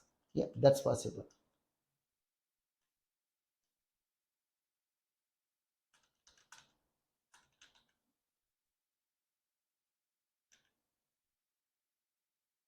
Okay. When just like we were doing for array, we could use for our data structures which are part of collection framework. Okay. So which of these? Oh, list, set. Okay. The other things here as well, for example, Q of E. Okay, there's also a DQ. Under Q, there is a DQ.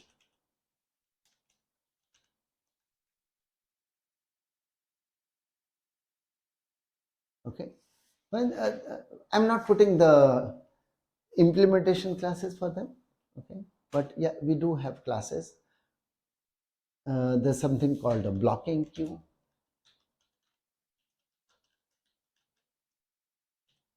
And since these are interfaces, there's something which is actually a DQ and a blocking queue both.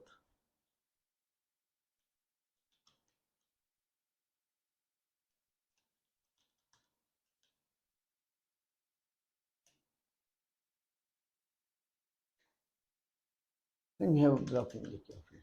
Yeah.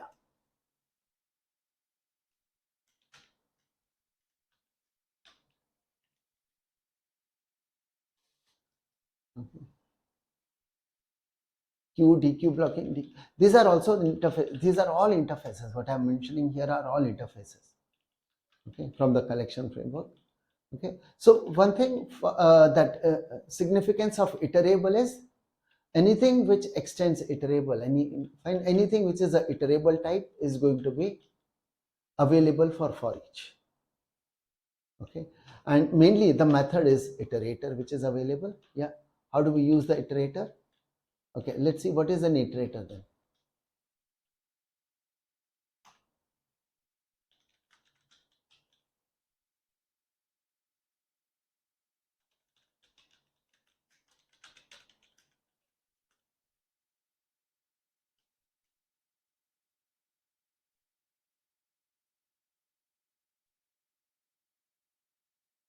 Yeah, so iterator, I'm putting the abstract methods currently. Okay, there are some default method which were added later. Okay, so iterator has a method to return Boolean value. Method is has next. Okay, there's another method to return the element.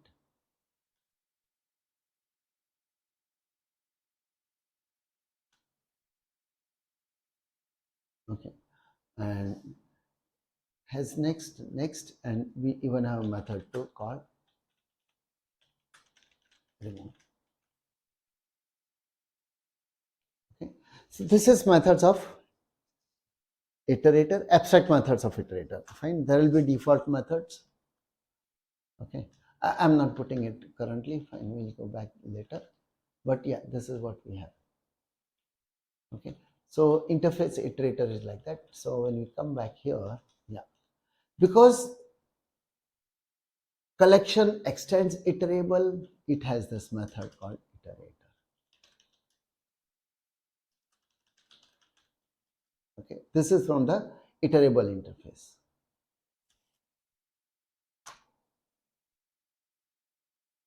Okay, okay, now we have some of the other methods. We have this method. This is, so far it's all about doing some element or doing iteration, right? This was individual elements, adding an element, removing element, clearing, or all such things, very basic operations on a collection. These are related to array. This is related to iteration. Okay, iterating over elements of an array. And then yeah. Now we have what we call as a bulk operations.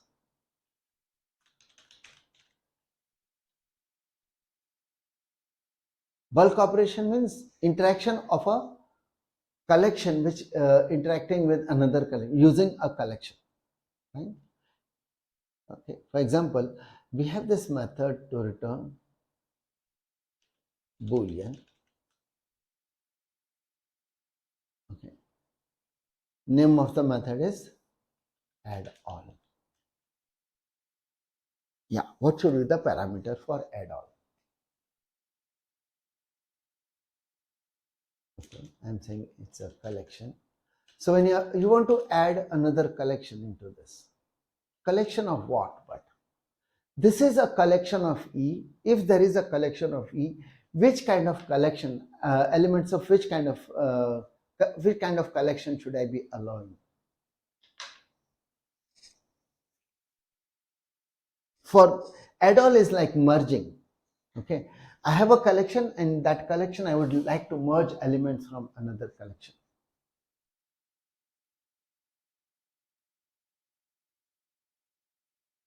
Yeah. So collection of which, what should be my type parameter here?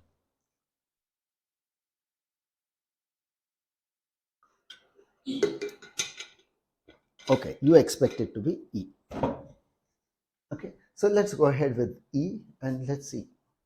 Well, let's take some example for this now.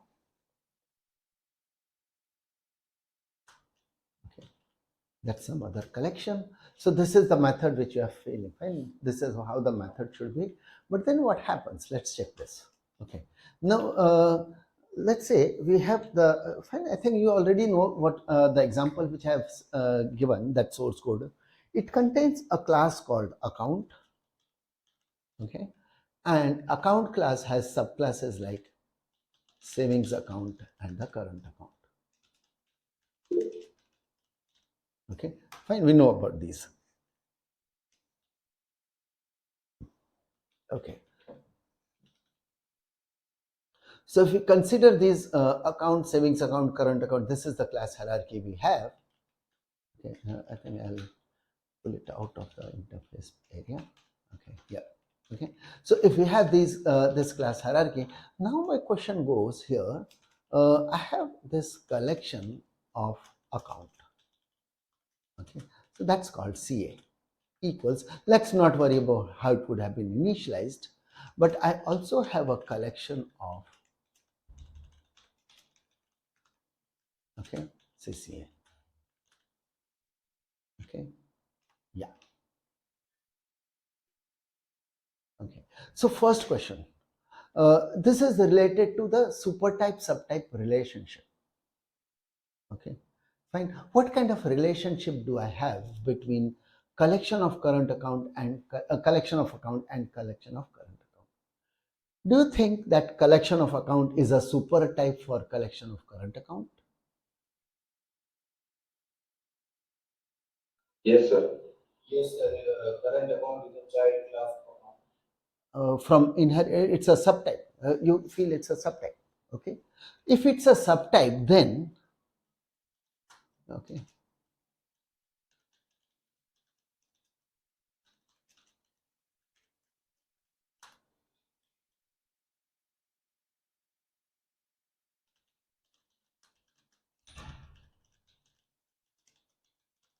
Okay, in that case, CA equal to CCA should be valid, isn't it? Assigning supertype subtype, I should be able to assign. CCA is a subtype, CA is a supertype, correct? Yes, sir. Okay, so what happens when I make this assignment?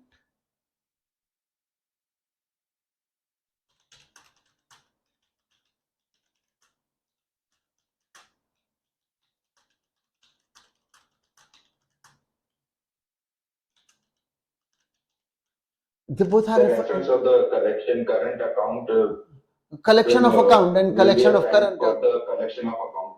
So both are referring to the same object, same data structure, same object. Yes, sir. Okay. Yes, sir. Now, because it is referring to collection of account, it should be possible CA dot add. I will be able to add a savings account in this.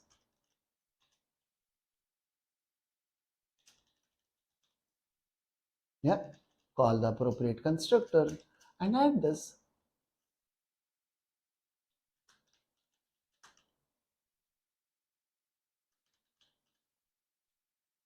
And this is fine because here it's an account, savings account is an account, and therefore this should be fine. Okay, now try a for each with which one? For each current account CA, okay, AC in we have CCA. Yeah, it's a current account, and therefore I'm asking for current account. What do you think will happen? I'll be having a savings account coming to me, and I'm trying to use it like a current account. Is it allowed in Java? Getting the point? Okay. And so this would be wrong, right? Everything will go wrong if this kind of assignment is allowed. Sir, can you please repeat? I didn't get this. Okay. Okay. It's like this. I'll show it here. Okay. Uh, you got one collection, right? So we have one variable called CA, okay, which is saying this is a collection of account. It's referring to this, okay, fine. And then we have another reference called CCA. Fine. If CA equal to CCA was possible, the type I am not repeating here. This is a okay. Let me put it in. So this is collection of account, and this one says no. This is a collection of current account.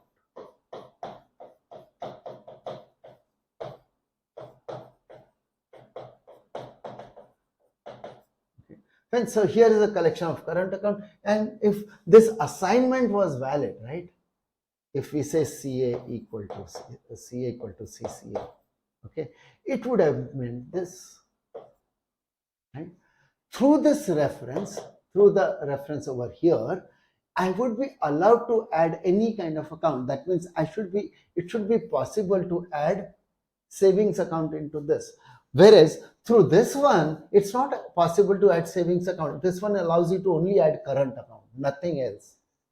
So when the methods which are available through this reference, well, if I'm trying to extract element from here, it is expecting them only to be current account.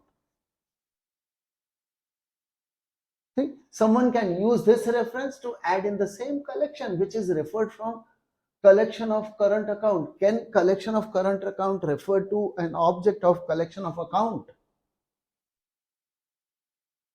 Because when I use the collection of current account, maybe if I'm trying to iterate, I'm expecting only current account there, right? Through this, if I'm iterating, I know this is going to be only a current account elements. If I'm accessing through CA, I think it's only going to be account element. Any kind of account is possible. Current account, savings account, all three are possible. But through CCA, I'm only expecting them to be current account. Fine. So this kind of assignment should not be allowed. Okay, sir. Got it. Okay. And therefore that super type subtype relation is not there. That's the whole point. Okay.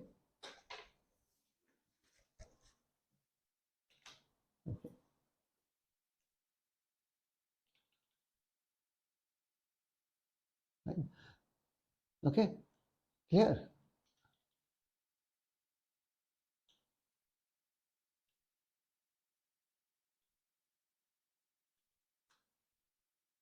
And so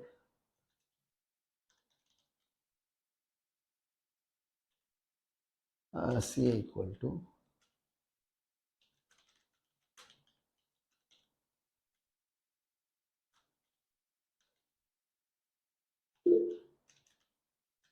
so that is collection of account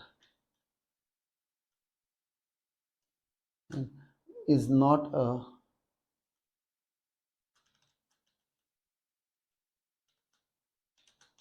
super type, and other way around, fine, super type or subtype, whichever angle you are looking at.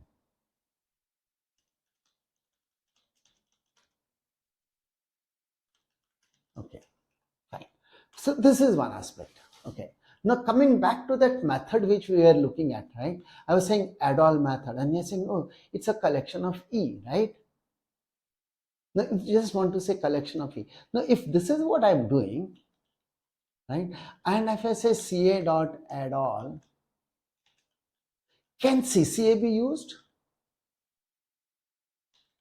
Can it be used?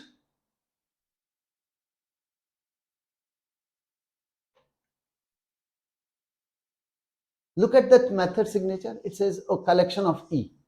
So if this is a collection of account, I cannot allow a collection of current account to be usable here, right? With this kind of add all method. Now here in my invocation here, okay, when I'm saying here, okay, I would like to mention that it's what I would like to allow here is not only collection of type E, but collection of any subtype of E should also be allowed here. Fine, a collection of any subtype of E should also be permitted. If this is a collection of account, I should be permitted to also do a add-on with merge elements from a collection of current account also. Okay, and therefore what we use here is question mark extends E, and this is nothing but your bounded wildcard with upper bound. And this is bounded wildcard with upper bound.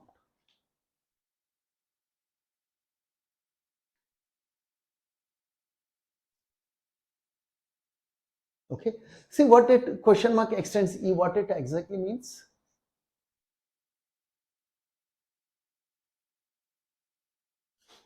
It means E or any subtype of E, collection for E or collection of a subtype of E. Okay, I just show you the quickly show you the hierarchy of supertype subtype relationships here. I think I have a figure in that presentation part here itself. I just show it here.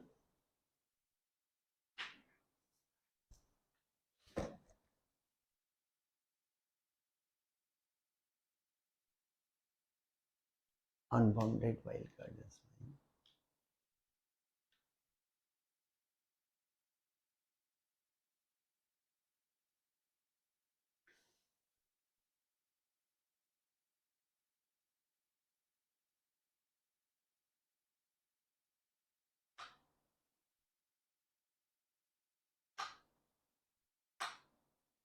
This is what it is.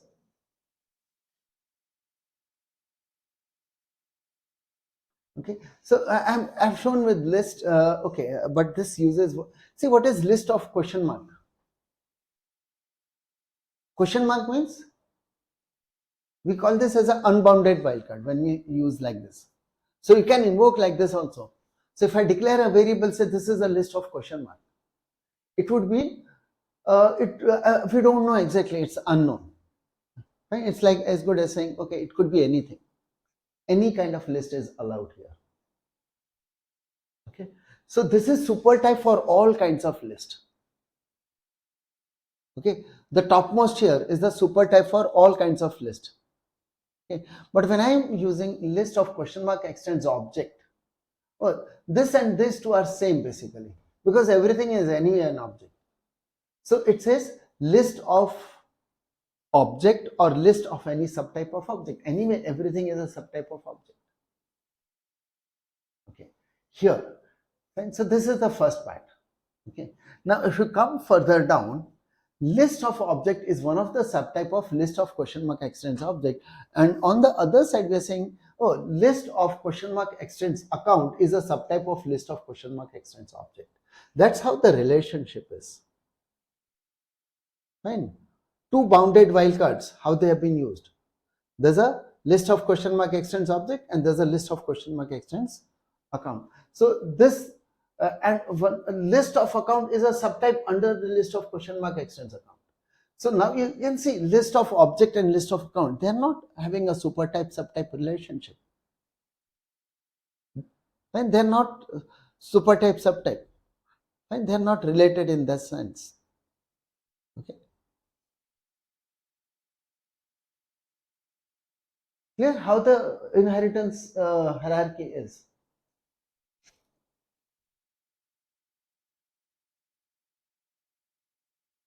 Clear, using the bounded wildcard. Inheritance hierarchy when we use the bounded wildcard. So there's an invocation which is allowed to use a bounded wildcard. Okay. Yeah, any question? Yes, sir. Yeah.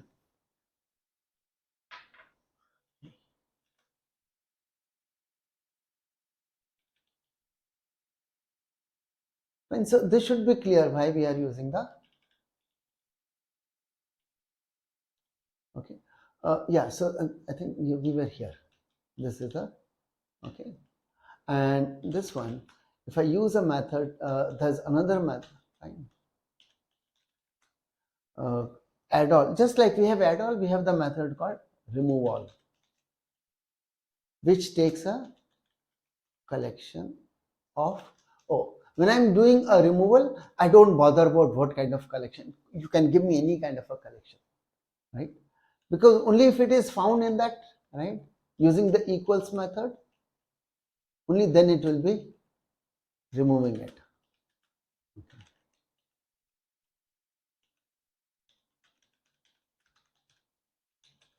Okay, so this is the unbounded wildcard. Okay, same way another method is available called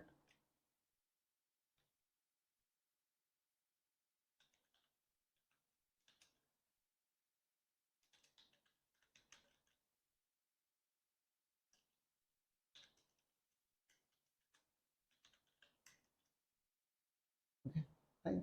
So just like removal, there's a retain all, and we also have another method called contains all.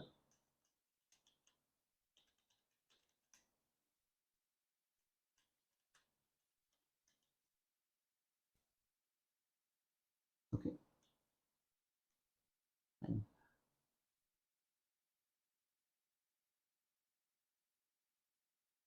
Okay, so question mark means fine. It's when we use that question mark, right? It's a unbounded wildcard, only question mark.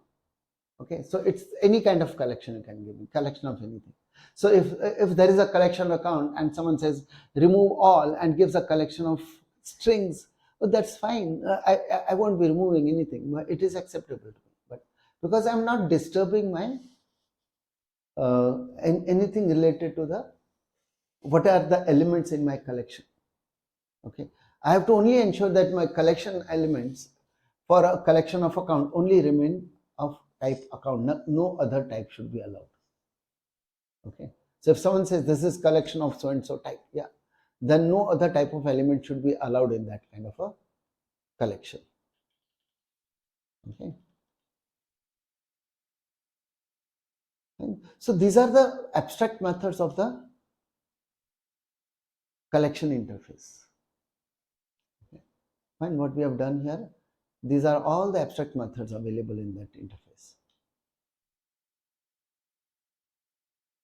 We have basic operations, array related, iteration, fine, and these are the bulk operations. Bulk operation means they involve another collection. Okay, add all is like merging, fine. I think you retain all, you understand. Removal, I think you should be able to understand. I'll just put it here. If I say a dot b is like union.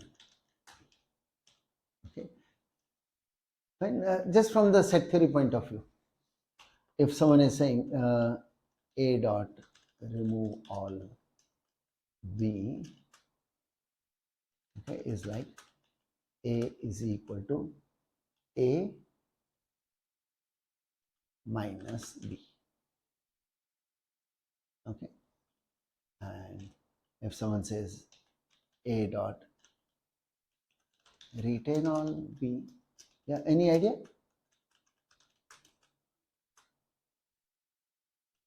This is a is equal to a intersection. So though it says retain, it's about retain only what you find here. Rest all the things are to be removed. So though the method name is retain all, it's actually about removal. Retain only this, remove rest. That is the idea. Okay, and contains all is like checking if it's a subset.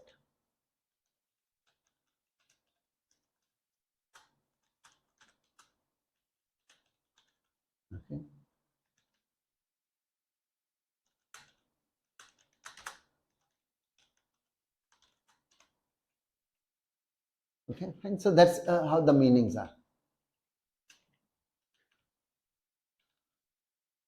Fine. I'll be sharing this notes also with you. So, and Okay. yeah, even the PDF file, I'll give that PDF also. Right? Here's the PDF. Okay.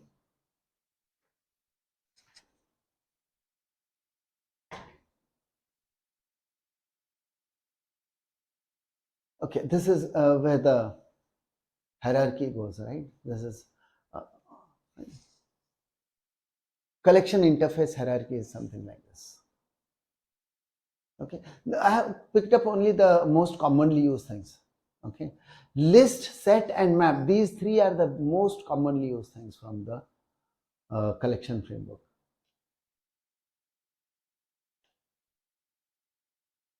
Okay. So can we say map works as a dictionary? Yes, it's like the dictionary. Map is like the dictionary. Okay, sir. I think from data structures, you have seen the data structure called hash table. Have you seen? Yes, sir. Yeah. Okay. So implementation of map is more like the hash table. Okay. Find that why that hash code method and what is the significance of hash code method? Okay. So whatever is the hash code of the key, right, that decides the bucket in that hash table. Okay. Fine. So when you place the element, yeah, where will the particular element be placed, in which bucket it will go? So that is decided based on the hash code of the key. We'll come to that anyway. So this is basic. I think, yeah, this is what we have seen already. Okay. Here I have just put them in separate places. This is the basic operations you have. Okay. Fine. Iterator, and we have the array related. Fine. This is, yeah, this yeah, I think we have discussed all this, right? Okay, these are the methods in iterator. So okay, there I put only one default method, but there is one more default method called for each, and it takes a consumer as a parameter. You may not be knowing about what is a consumer, right? Okay. Tomorrow I think we have that function interface thing. So that time, yes, we'll see what it is. Okay, what is a consumer? Okay. Fine. These three are the abstract methods of the iterator. Okay, but then we have default method for each remaining, and this is for split iterator. These are the methods for split iterator. Yeah. Okay. Iterator, you have got the idea what is an iterator? No, I think. One second. Let me come back there and show you what is an iterator.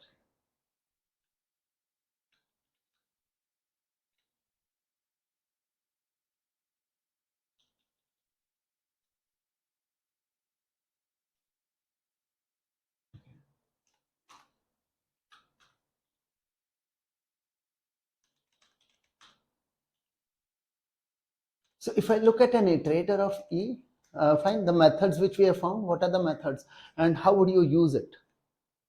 How would someone use an iterator? And this is even before we had, this iterator is from Java 1.2, whereas the for each came in Java 5.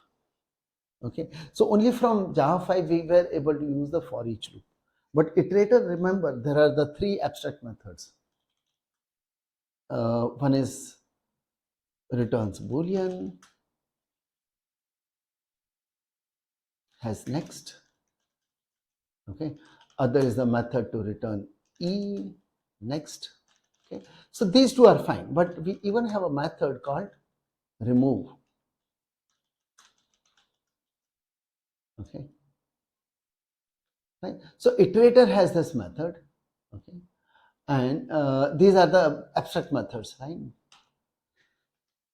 Okay, so fine. So if I have that collection of accounts, CA is a collection of accounts. Okay, let me assume like this.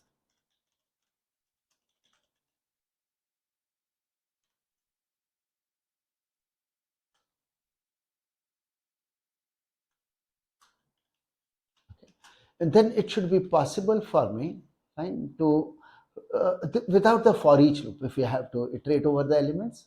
So prior to Java 5, how it was done, okay, I would have said, okay, while, okay, ca dot, yeah, sorry, you can first take the iterator of account itr equals ca dot iterator. And so first get the iterator from the collection. Okay, so for the collection you are having a iterator. Okay, and then itr while is next. Yeah, yeah. What would you do first thing?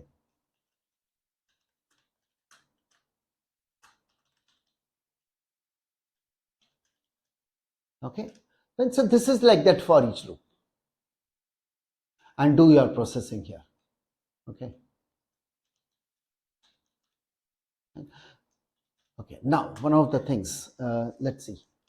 So now one of the things someone might be doing here is saying, okay, if AC dot get balance is less than 0, in that case, I want removal.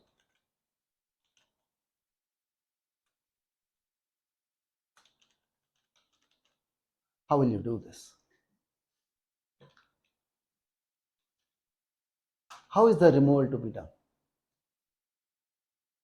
CA is your collection. Fine. Remove method available where you need to pass an object. So if someone does this, let's see. So yeah, and this is a valid code, no compilation errors. CA dot remove AC, right? Isn't it? This looks good. Okay.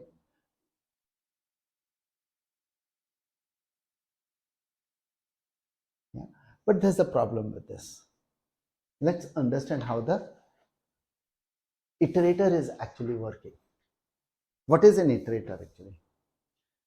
So yeah, so this is what happens here.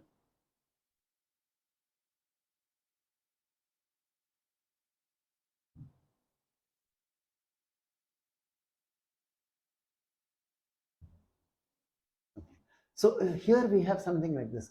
Let's say this is some kind of a collection. Okay. So if this is a collection, it has got various elements in this. So here's a collection having a number of elements. And when I use the method called iterator, it gives me a simple object which has some kind of an indexing on this object. It is not taking the elements from that collection into, iterator doesn't contain those elements from the collection. It has kept some kind of indexing on the collection. So when you are saying, okay, I want a iterator says, okay, here's the object of iterator. It's not containing the elements of the collection, but just some kind of a indexing, some referencing done to the elements in the collection. Okay, fine. Now, what will happen if you are iterating one by one? So it has kept track. Okay, which are the elements I have seen, which are the elements I have not seen, and it knows about them when it is using the iterator. Fine. So through iterator, you are saying, okay, next has next, and all those methods are used. But now, if someone says, from this collection, I want to remove some element, there is some updation done on the collection. What will happen to the indexing which it had done? It will become invalid, right? Any kind of an updation done on the underlying collection is going to spoil, fine, it is going to, it will make this thing stale, fine, it will become stale. Okay, fine, the indexing which the iterator has done would become stale. And now if you try to use something from the iterator, okay, that usage from the iterator will complain saying, oh, there has been some kind of a concurrent updation which has taken place. So concurrent updation on an underlying collection is not allowed. And at runtime, it would result in an error, or there is a concurrent usage exception. Okay. So what you have to do is, you want to update, you still want to go ahead with the removal. Don't remove directly. Remove through the iterator. Then the iterator knows and will be able to update what's there. Okay. The iterator will not become stale because you are doing your operation through the iterator and not directly on the collection. So if you are using an iterator, fine, and if someone makes a change which is like addition or removal of another element from the collection, okay, fine, in that case the iterator becomes unusable. You understand the reason? Okay. And therefore, fine, so we don't use it like this. Fine, this should not be done. Sir, Yeah. if we modify the array using the iterator class, then will it be making the changes in the actual array, or will it be working on a copy of the actual array? You are talking about, because here we are, this is collection or array. You are talking about array or collection? Your question Yeah, is? sorry, sir, about collection. Okay. In which the elements are stored. Yeah, so here is a collection where the elements are stored, and now repeat the question again. Sorry. If you modify the collection using the iterator class or the object of the iterator, will it be making the changes in the actual collection? Yes, or on will the it be collection. working on the copy of the collection? No, it's going to update the collection itself. Fine. Okay, sir. It's updating the collection here. Okay. Fine. So the change has to be, so now you can see that methods of the collection.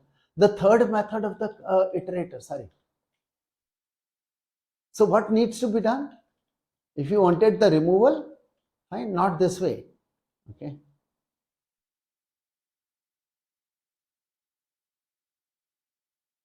Fine. It has to be done by saying itr.remove and nothing to be specified.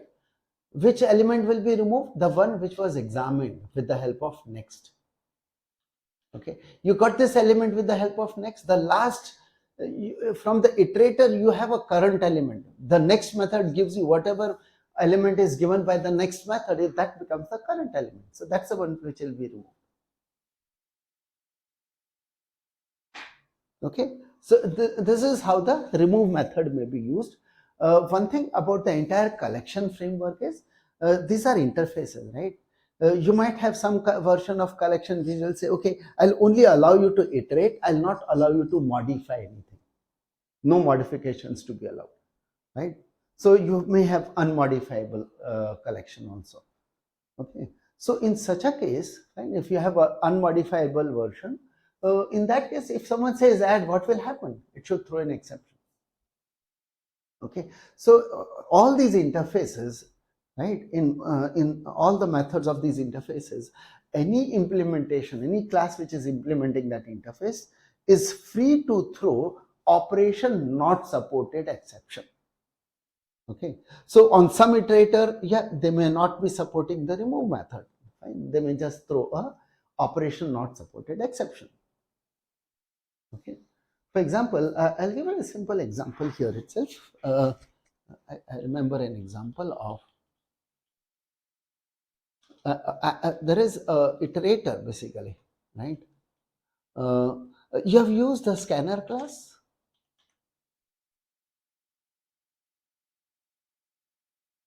All of you have used the scanner Yes, class? sir. Yes, Okay. sir. Have you seen Yes. this public class scanner, how it has been defined? It implements. Do you know it implements something?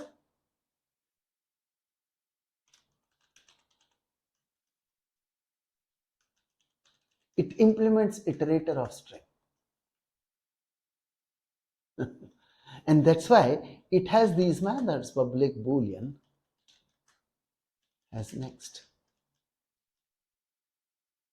And you know this, there is a method called has next.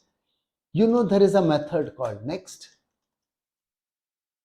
And you should know it also has a method called remove. And what will remove do? This one throws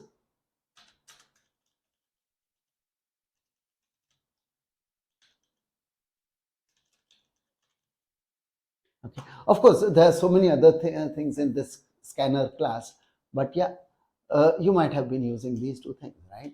And this you would not be using because it's throwing an exception. But it's because it's implementing this, it has to have an implementation. The implementation throws an exception. So operation not supported exception. So that's this is a common exception class which is thrown by anyone, anything related to the collection framework. If any method needs to say, oh, I don't want to support this, yeah, it's free to do that. Fine. So scanner need not put implementation for remove. They didn't put it, and they said, okay, we'll throw exception. Okay, but scanner is an iterator of string.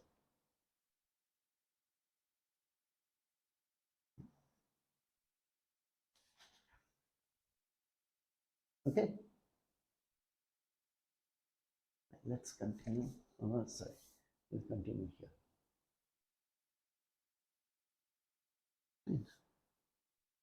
Fine. That consumer thing we have not seen, so I just take those default methods later. Okay, fine. Here are this is splitterator. Fine, now you understand iterator? And you understand the iterator? Okay, so, Yes, sir. so what is a splitterator?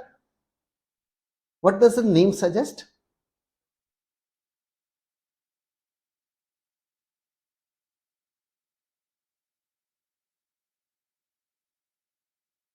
It will split the iterator array into different parts. Okay, fine. So a splitter, okay, let me now show exactly what exactly it does.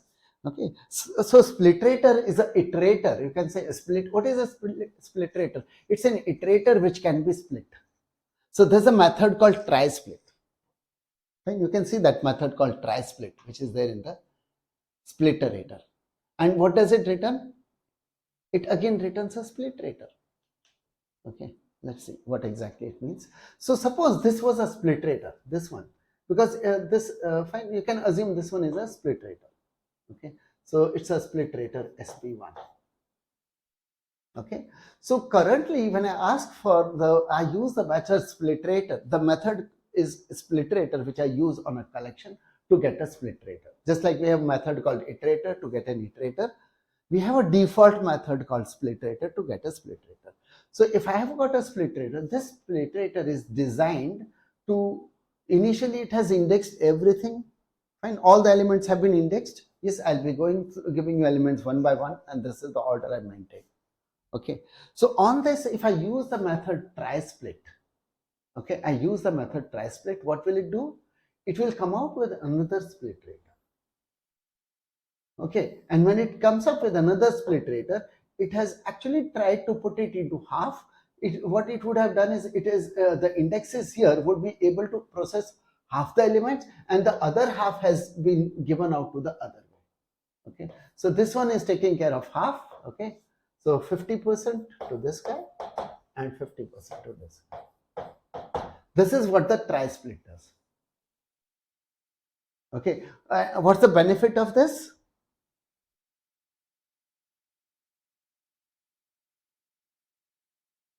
What's the benefit of doing splitting? Splitting of elements.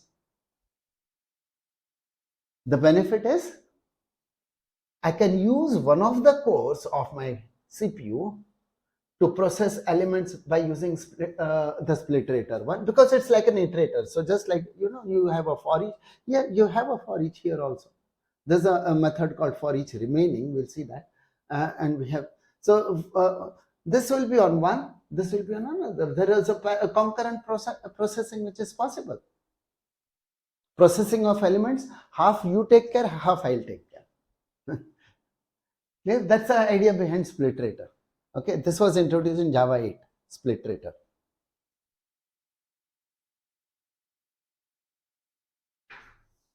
Clear? Break it into half so that the processing can be done in two separate cores. Core, C-O-R-E. Okay.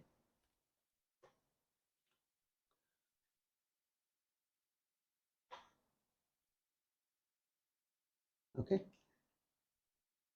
And then we have, anyway, for each remaining, those are some methods.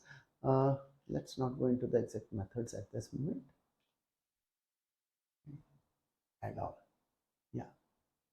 This was anyway there. Well, we have seen this. Now, these are the default methods which we have in the collection. Okay. Default methods, there are methods like stream and parallel stream. They return a stream of E. Okay. There's a remove if with predicate. There's a split iterator. Yeah, split iterator we just, and there's a for each remaining which takes a consumer. It's not for, it is for each and not for each remaining. I think there's a mistake here. Method name is for each and not the remaining word is not here. Okay. For each remaining is in the split iterator and the iterator. Fine. But as far as the collection is concerned, the method is called for each and not for each remaining. Okay. When it's for each here. Okay.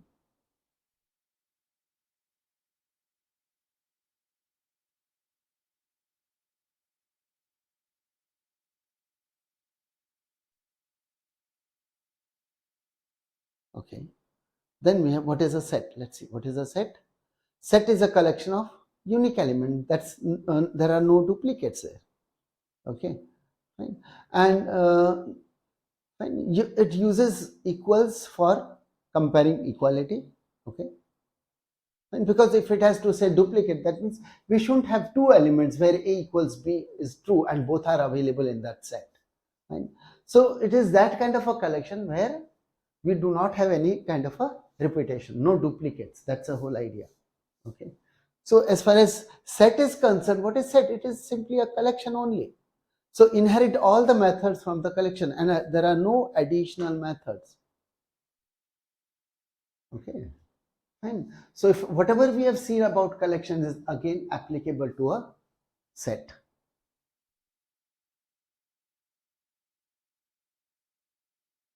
Fine. So only thing here is that whatever set implementation classes they are there, they will ensure uniqueness, that is no duplicates.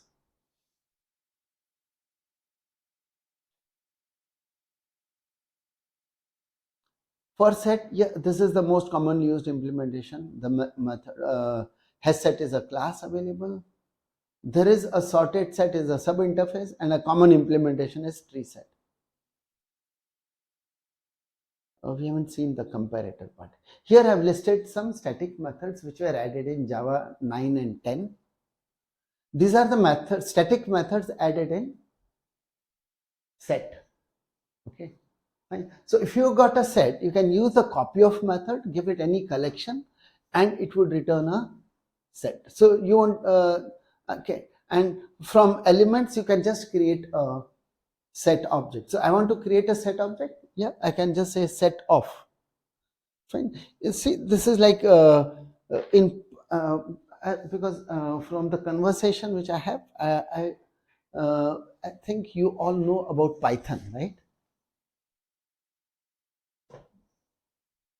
Yes, sir. Okay, fine. So it's trying to some of the things in Python. It is so easy to create those data structures: list, set, dictionary. Fine. Literally, you can just put the elements and create a list just like that, right? So on a similar line, this is something like Java didn't have, right? So just on similar lines, what they have done is in Java 9 and 10, so 9 specifically, they added this method called of. Okay, so if I want to create a set of string, okay, fine,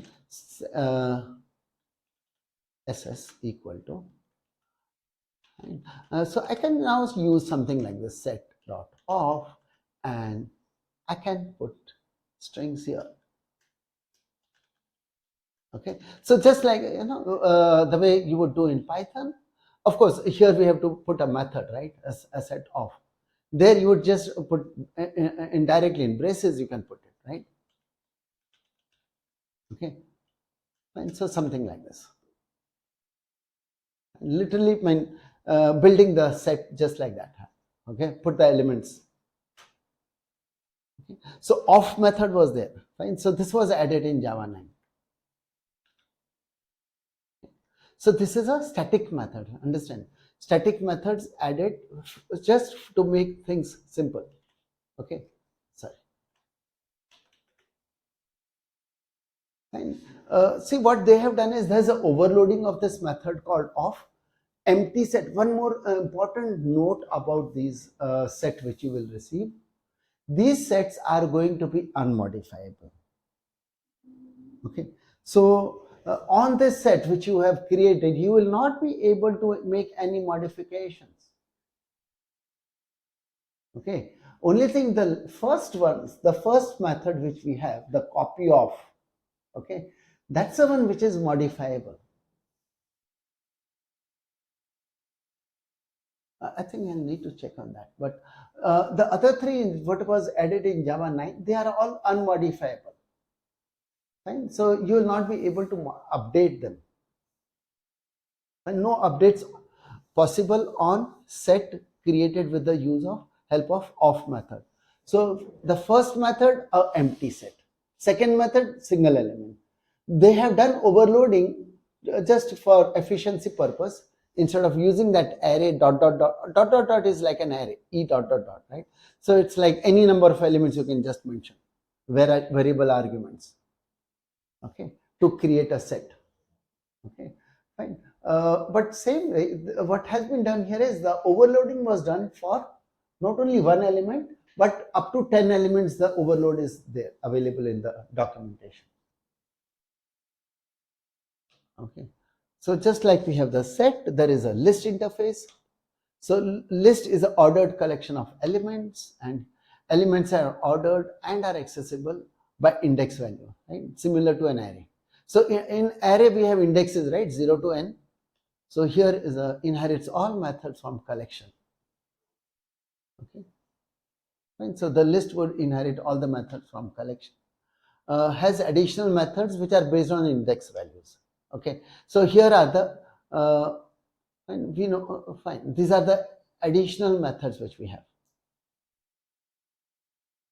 Okay, already whatever methods we have seen for the collection, they are inherited, so they are available additionally. These are the additional methods.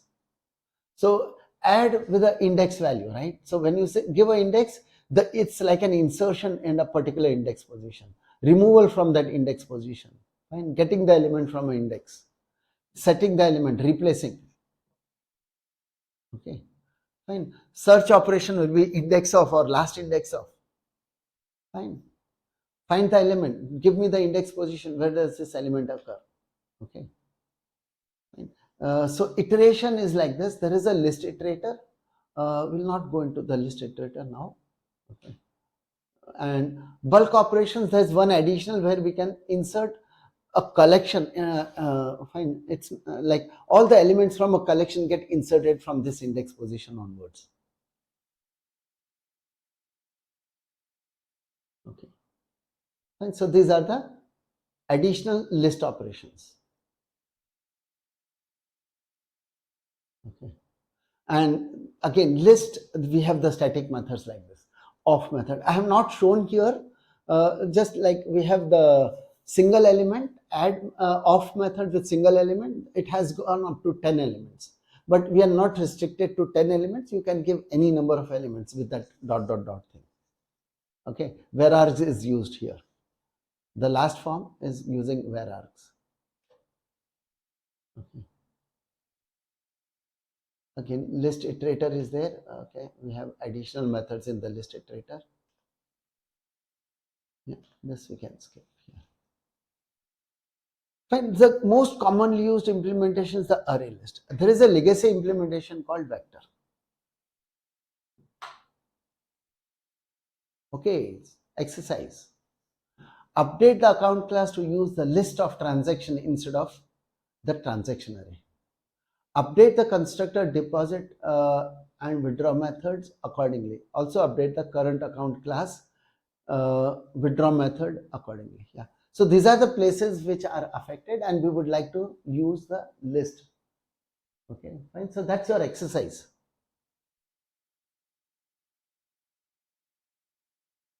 Okay. Fine. Here's the map interface. You are aware of using a dictionary here. Okay, but fine. In Python, you have used dictionary. This is on similar lines, but let's understand how this is done here. Okay, we have actually a nested interface called map.entry. So map is one interface, and there is one more interface called entry inside the map interface. So map.entry is an interface. So what is a map entry? Map entry is one key value pair. Okay, fine. So it's an entry which is inside a map. So a map holds a number of entries. One entry is one key value pair. Okay, and therefore this is the what is entry interface. Okay, operations for map entry, operations for map, and here this is what is map entry. Okay, so map entry of k dot k comma v. So get key returns the key, get value returns the value. There is a method called set value. Okay, we have this method called set value. So when you in a entry, so in one key value, one of the entries of the map, fine, you want to replace the value, yes, you can replace the value, but you can't change the key. You can change the value. When you change the value, it returns the old value.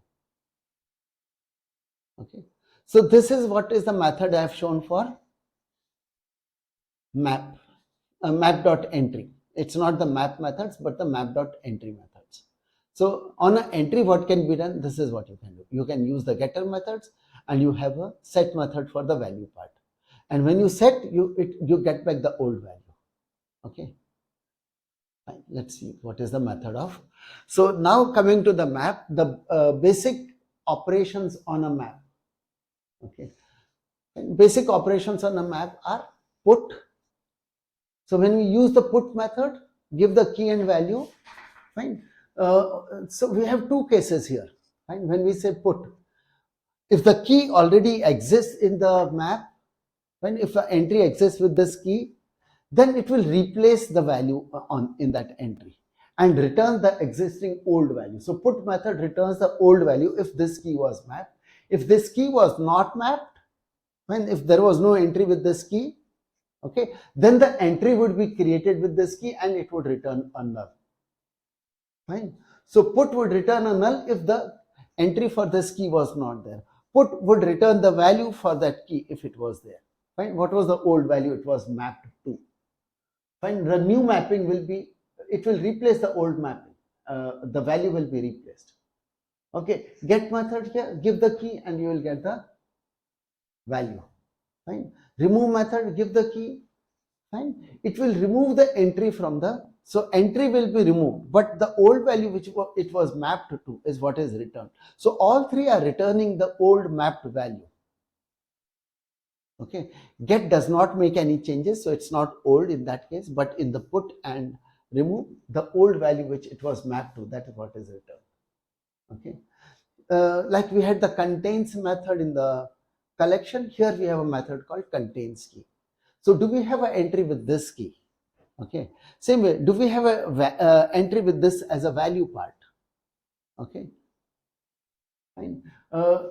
Is the map having 0 entries? Fine. Is it empty? Okay. And we can know the size. We can clear would remove all the entries from the map. Right. Okay. So basic operations are like this, and then we have the operations which return a collection here. So we can say key set. So if you're on a map, if you say key set, you get all the keys as a set object. Okay. And getting all the keys or getting all the values side, you want to iterate over the values of the collection of the map. Okay. Fine. Or you have a method called entry set to return a set of the entries. So you want to iterate over the entries, yes, you can use the entry set and then use the for each on that. So you'll get key and value both and iterate over them. Fine.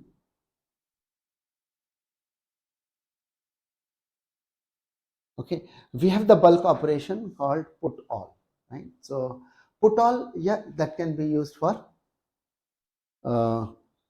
merging, fine. So when you use a put all, any matching key which is also there in the new map, fine, in that case it will be doing the replacement for the value.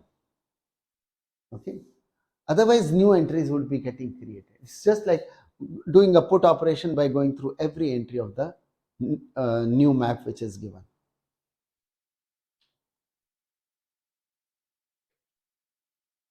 Okay, and these are some default methods.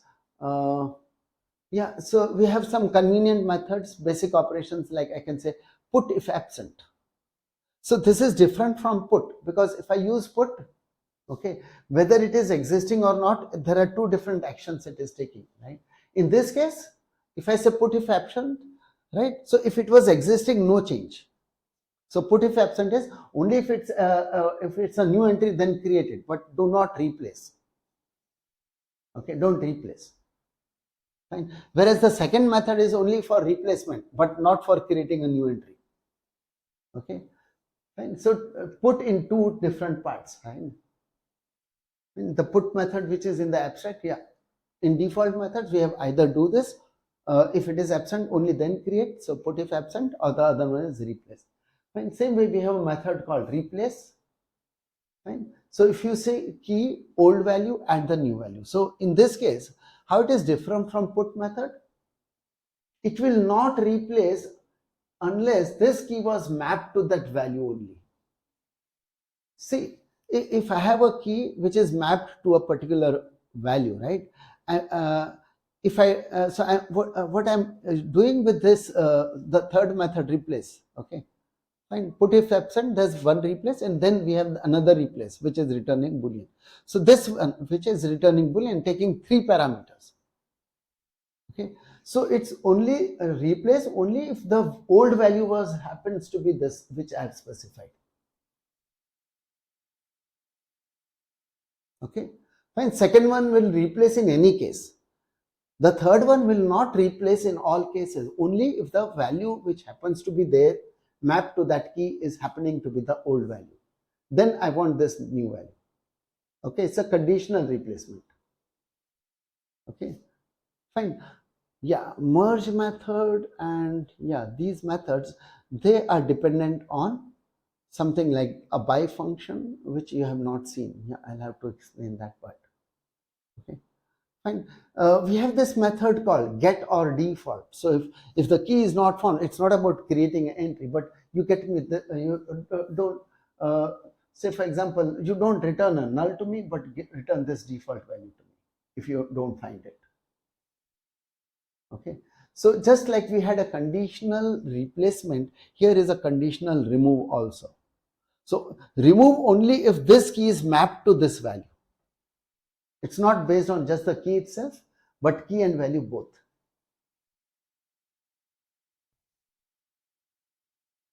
Okay, and these are the methods which will update the entire map, but they are dependent on by function, by consumer, those kind of interfaces, which we haven't yet covered. So I think we'll look at those things and then we can come back here. Okay, so tomorrow I think mostly we are looking at the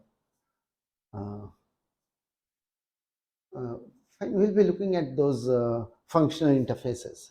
Okay, so then we should be fine with this. Okay, again here also fine. These methods I think we can consider only after we have gone through the functional interfaces. And here are the static methods, again on similar line. Okay, because it's a key value here, right?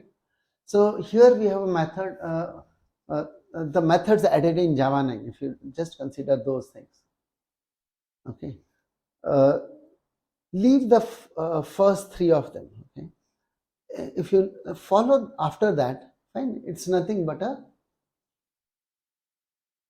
Yeah, 1, 2, 3, 4. 1, 2, 3. Yeah. Fine. Fourth one onwards, the off method. Off method says, okay, we have empty map, a map with only one key value, map with only two key values, like that map with up to 10 key values. Okay, it can go up to 10 key values. I've only shown 3 of them, 1, 2, 3, right? But you can use the off method if you have up to 10 key and value. Fine. Otherwise, there's another way to create it, is the method called off entries. But off entries would then mostly be using the entry. See, this is just to make it easier, just the way Python, it's easy to create a dictionary. Fine, we would like to have it easy to make it create a map. Fine, so it's fine. For example, I would say, okay, list is similar. I'm not mentioning here. So if I say map of, just as an example, I'm taking string comma. Okay, I'm just taking string comma string. Okay, fine. So equals map dot. I'm not talking about off. I'm talking about the other one, which is off entries.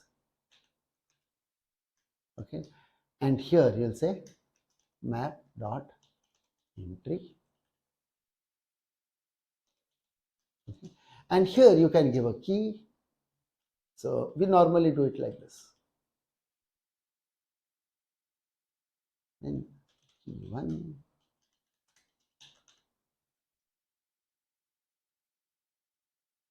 And like this, yeah.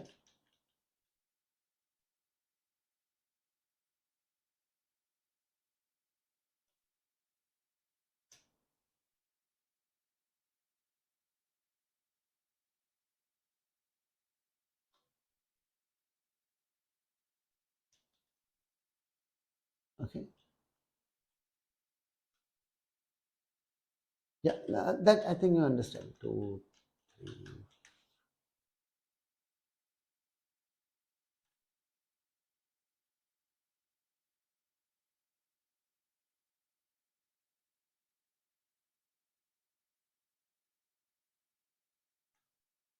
Okay, so something like this. This is how, so creating a map by seeing the key value and trying to make things simple. What I was also mentioning, it need not be done in this manner. It can also be done for up to 10 entries. Okay, only up to 10 entries. Right? We can do something like string comma string. Okay, this can be done only up to 10. Okay. Map dot off. In this case, yes, I can just say key 1 comma value 1. Sorry. Okay, whatever the key type and value type, right? So like this, yes, I can go ahead and go right up to say key 10.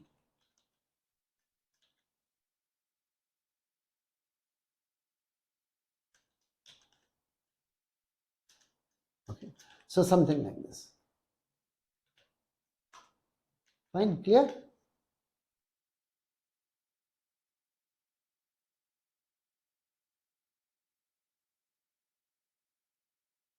The most common implementation of map is the hash map.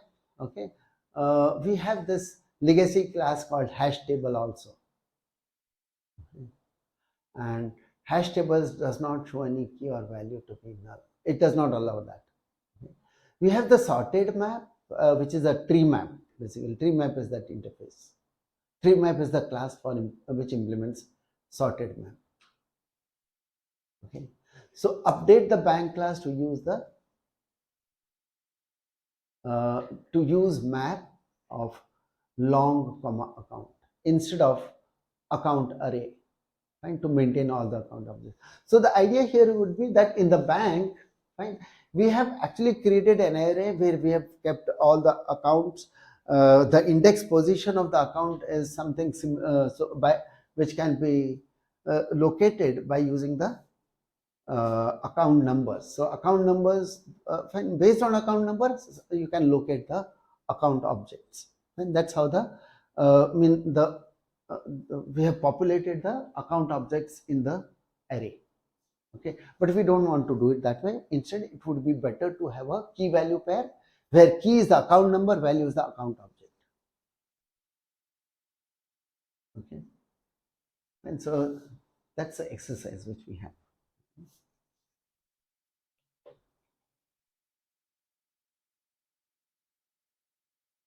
Okay, we have a collections class. This you should go through the documentation. You'll find a lot of this collection class. If you have some collection, you want to convert it into an unmodifiable one, and so that can be done. Unmodifiable list, set, map, fine. You can just find creating an unmodifiable. So when you return something, and you can instead of returning something which is modifiable, fine. So someone else will be able to make changes to it. No, you would like to return a unmodifiable. So most of the time, fine, for ensuring your data encapsulation, your method should not return your data structure. Fine, you should actually, your getter method should not return data structure. So to protect it, we normally will be using the unmodifiable versions. So this is what is going to be useful. Binary search on list, etc. So many things are there. Sort and everything is available basically in collections. Fine. So add a method called getPassbook in the account class to return a list of transactions. Fine. Take care of data encapsulation. This method will have the following signature. So I want a method to be like this, to return a list of transactions. We are anyway going to replace that array with the list of transactions, and we want to have a get method called getPassbook. Yeah. Okay. And so this is that's it for today. Okay. Yeah. So any questions? Yeah.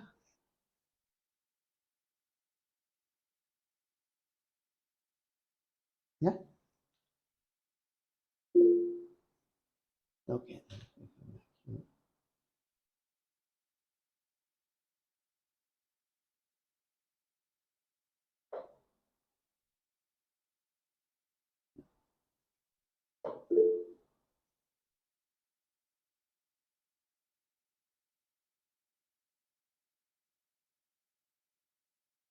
Okay. Yeah. So all of you have signed here attendance sheet. Sir, Yeah. why there is in Java the generic array is not supported, while in C++ it is supported. Which generic array? I didn't get. Generic Like, array in what if we sense? are defining type, we are passing a type parameter of string, Okay. then why we are not supposed to make a string array? Okay. I'm not able to get your question, but is it something like this? You are expecting a list of. You want to use what? List of string array? That's No, sir. possible. You mentioned in the generic restrictions that no array creation. Okay. See, That point is not valid. okay. Yeah. There is an indirect way of doing it, not directly, but you can do it. Okay, it's slightly indirect. Directly, you cannot do it, right? For example, okay, I think someone has to be muted. Someone needs to be muted. There's a noise from someone. Okay, now it's okay. Good. Thank you. Yeah.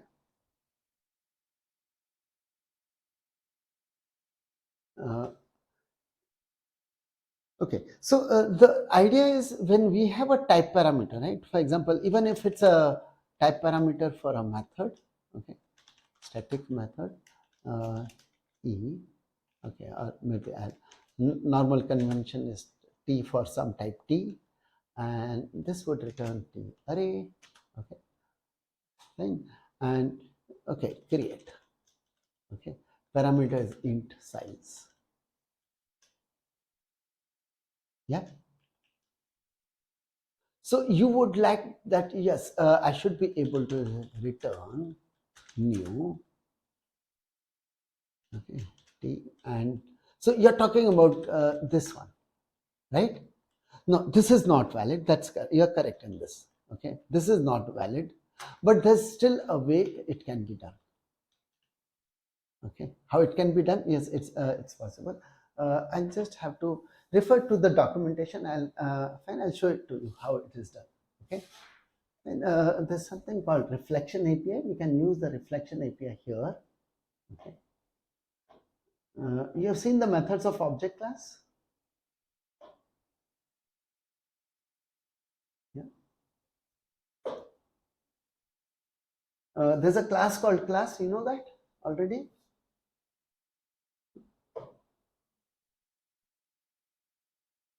Java.lang. Okay, so in Java.lang.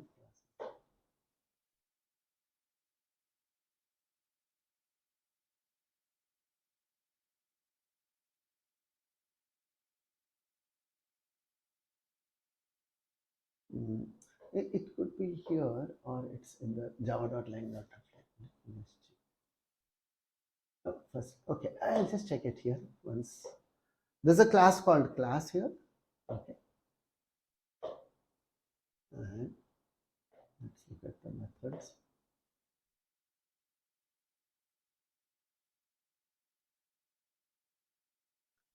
Array type will return this. Let's see.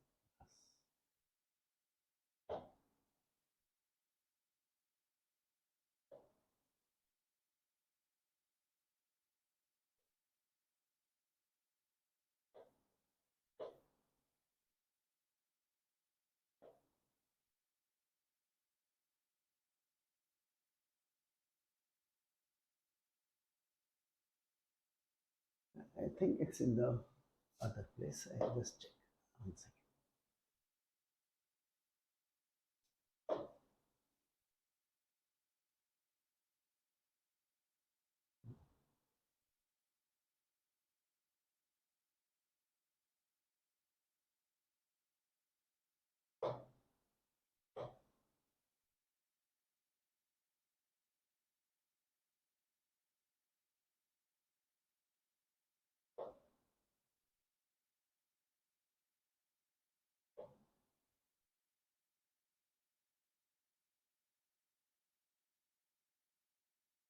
Yeah, here it is.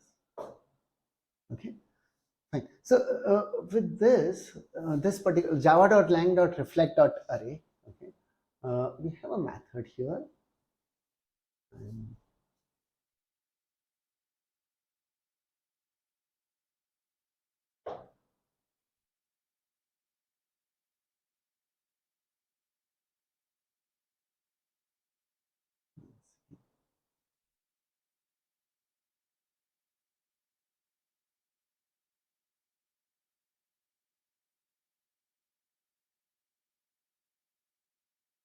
here is that method called new instance. Fine. So you can do this here, this way. New instance, component type, and even multiple dimensions can be created.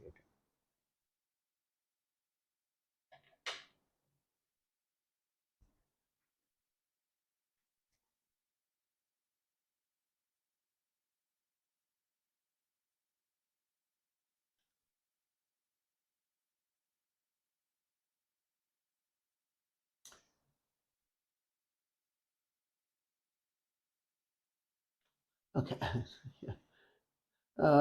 Okay, I'll have to change slightly here. Okay.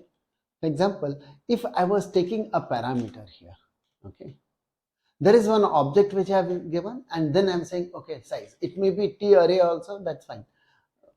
Okay, fine. In which case, yes, I should be able to create a new, I'll just say array. When I'm saying array, java.lang.reflect.array dot instance. Okay, and I can use t.getClass to get a class object for it. Okay, and comma size. So That's how it can be done. Yeah. And you can just see this.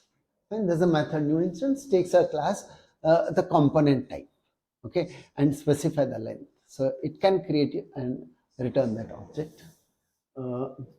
Because the return type is object, fine, you can,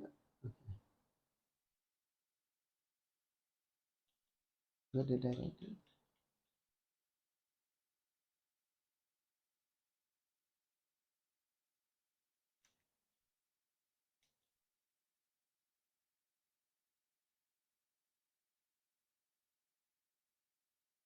Yeah, array dot new instance. This is correct. Okay, and let me remove this here. Okay.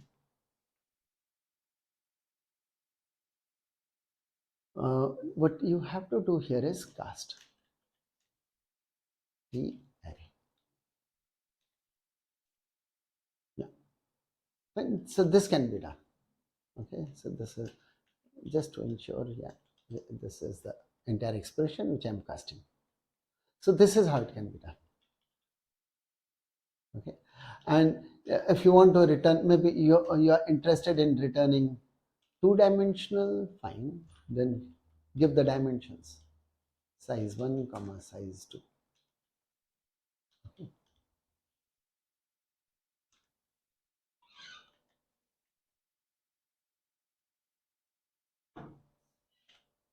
Okay, fine, clear.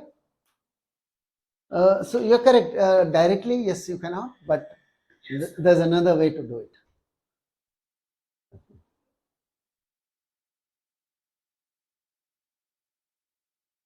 Yeah, any other questions?